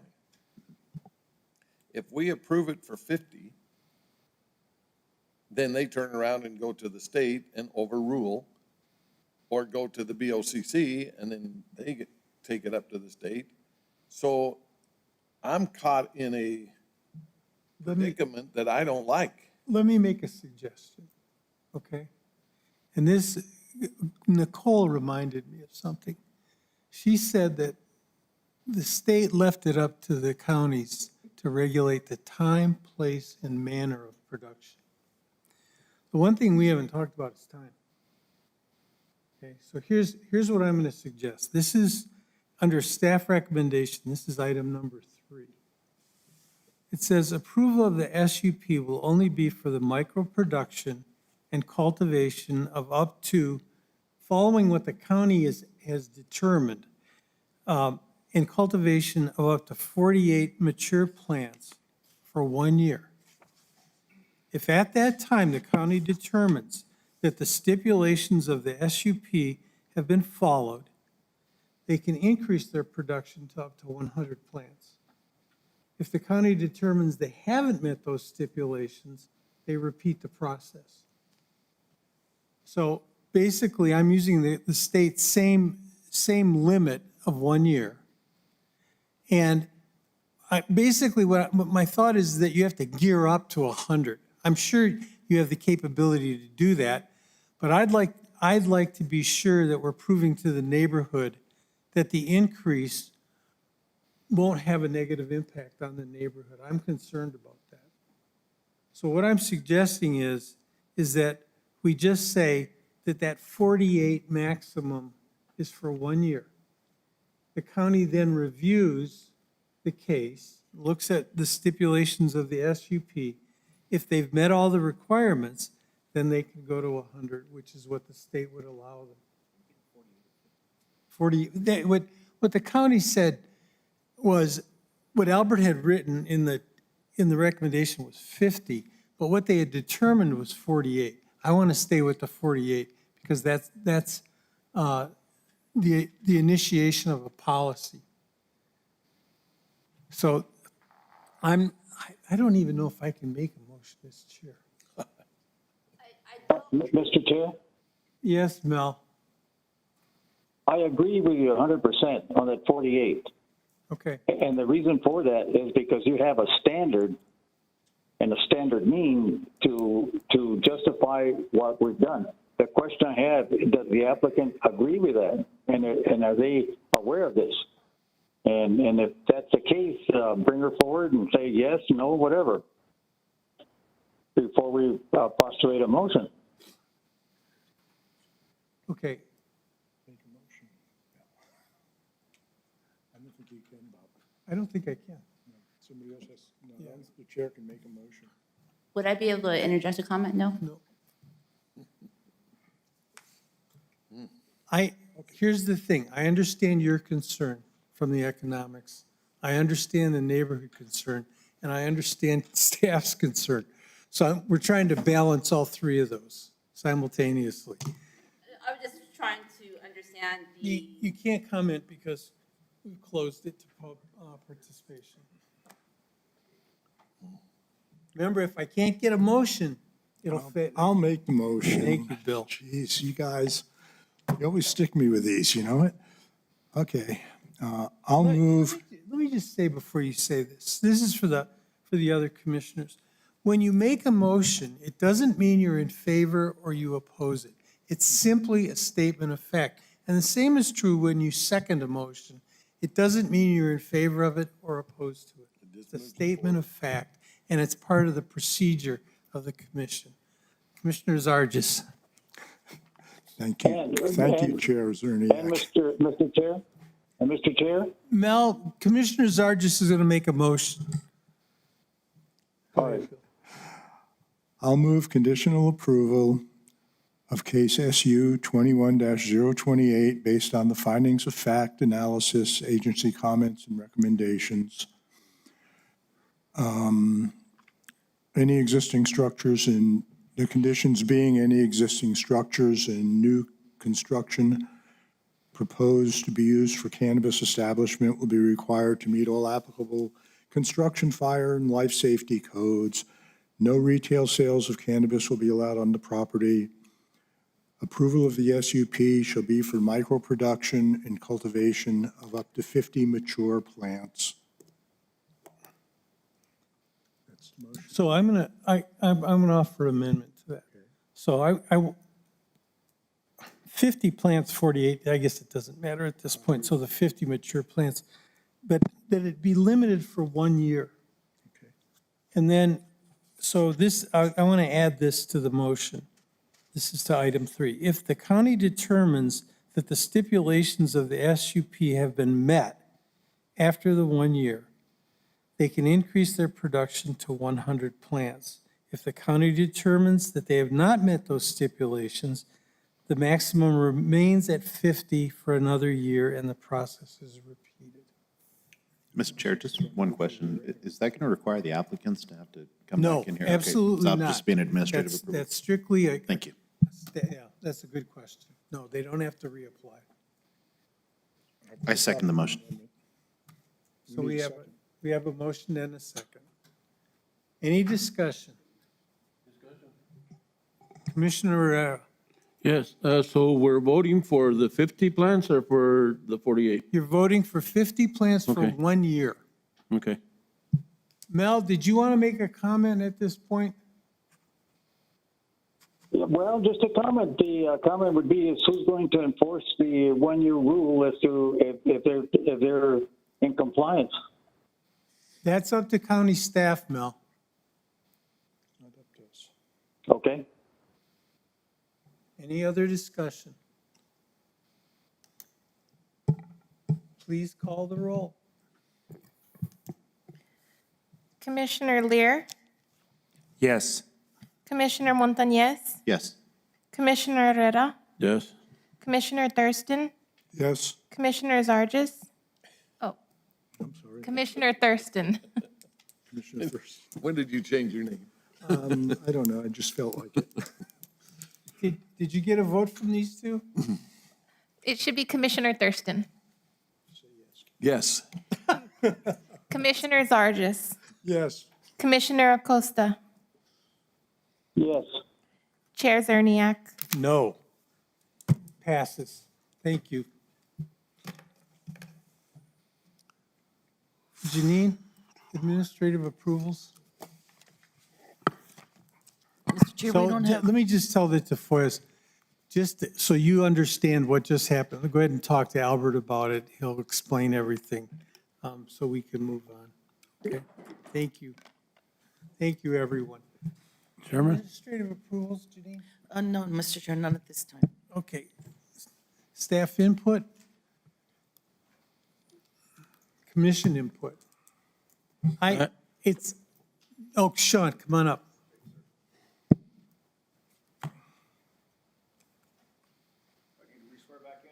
No, please, no. I just have one question, Chair, Commission. With the micro business, with the 100 plants, I believe it's 100 plants total. Okay, because they pay, I believe it's $10 per plant is what they're paying. So my question is if you're allowing 50 mature plants because we're worried about odor, they're allowed 100, okay? Is that including seedlings or 50 mature plants? Because, and I guess that's what I was trying to get clarification on, is if they're allowed 150 mature plants is what the commission has voted on, but the Cannabis Control Division allows 100. So if you go out and they have seedlings or non-flowering plants in the vegetative state, which equals the 100, but they have 50 mature plants, they're not going to be in violation, I guess is one of my questions, because if we go out to inspect or building or something like that, I just was trying to get clarification, so. Yeah, I think we have to follow the state law on that, Okay. that it's the mature plants. Mr. Chair? Mr. Chair? Yes, sir. I asked that question earlier of staff, and they did say that the seedlings and all that did not count for the amount of plants that they had. So, okay. Okay. I was just trying to just clarifications on. Yeah, so it's clear to, Christina, this is for you too. We need some help on this. We need to talk about this some more. And I think, I think we brought this up before. We need to talk about the special use permit decision criteria. I don't think it's adequate. I think, so, let me give you one example. And I won't belabor this, but the thing that says the need for commercial or residential activity, Albert used the state law as the justification for that. Really, what that criteria is about is the need for that activity at that location in this time. You can't use a generic state law to justify that. I found that at best disingenuous. And I know he was looking for a justification, but all that tells me is we need to talk about this. So I think we ought to do a work session, one on the cannabis regulation and two on the special use permit decision criteria. Mr. Chair, in that work session, I don't know how possible this is, but I would truly appreciate, and I'm sure the rest of the commission would appreciate, a representative from the Cannabis Control Division in that work session. Okay, Mr. Chair, we will definitely schedule a work session for you. And if at all possible, we will have someone here from the state if they accept our invitation. But we will reach out and make that connection. Because they must be making these decisions up in Albuquerque and Santa Fe, all over the state. You know, our experience is that even within that division, they don't have enough communication. And sometimes we speak to one person and they don't have all the information. And it's really changing day by day. And, you know, that's not meant to be a criticism. It's just further, it further exemplifies that not everyone has their ducks in a row at any level. And we are learning as we go. And so as staff, we're doing the best that we can to be consistent and to establish a consistent manner to review these. And I do agree that a work session would be extremely helpful. Okay, thank you. Mr. Chair, Yes, sir. one question. Do we have a time limit on public comments? A time, I believe we had said it was 3 minutes or something like that? no, we only do that if there's a large number of people that want to comment. Okay, so There's it's, just a couple, okay. yeah. And Fernie, what we would do is we would impose that right at the beginning. We would tell people you have Right. 3, and then they're going to they put a timer up, right? Yeah. Anything else? Motion to adjourn.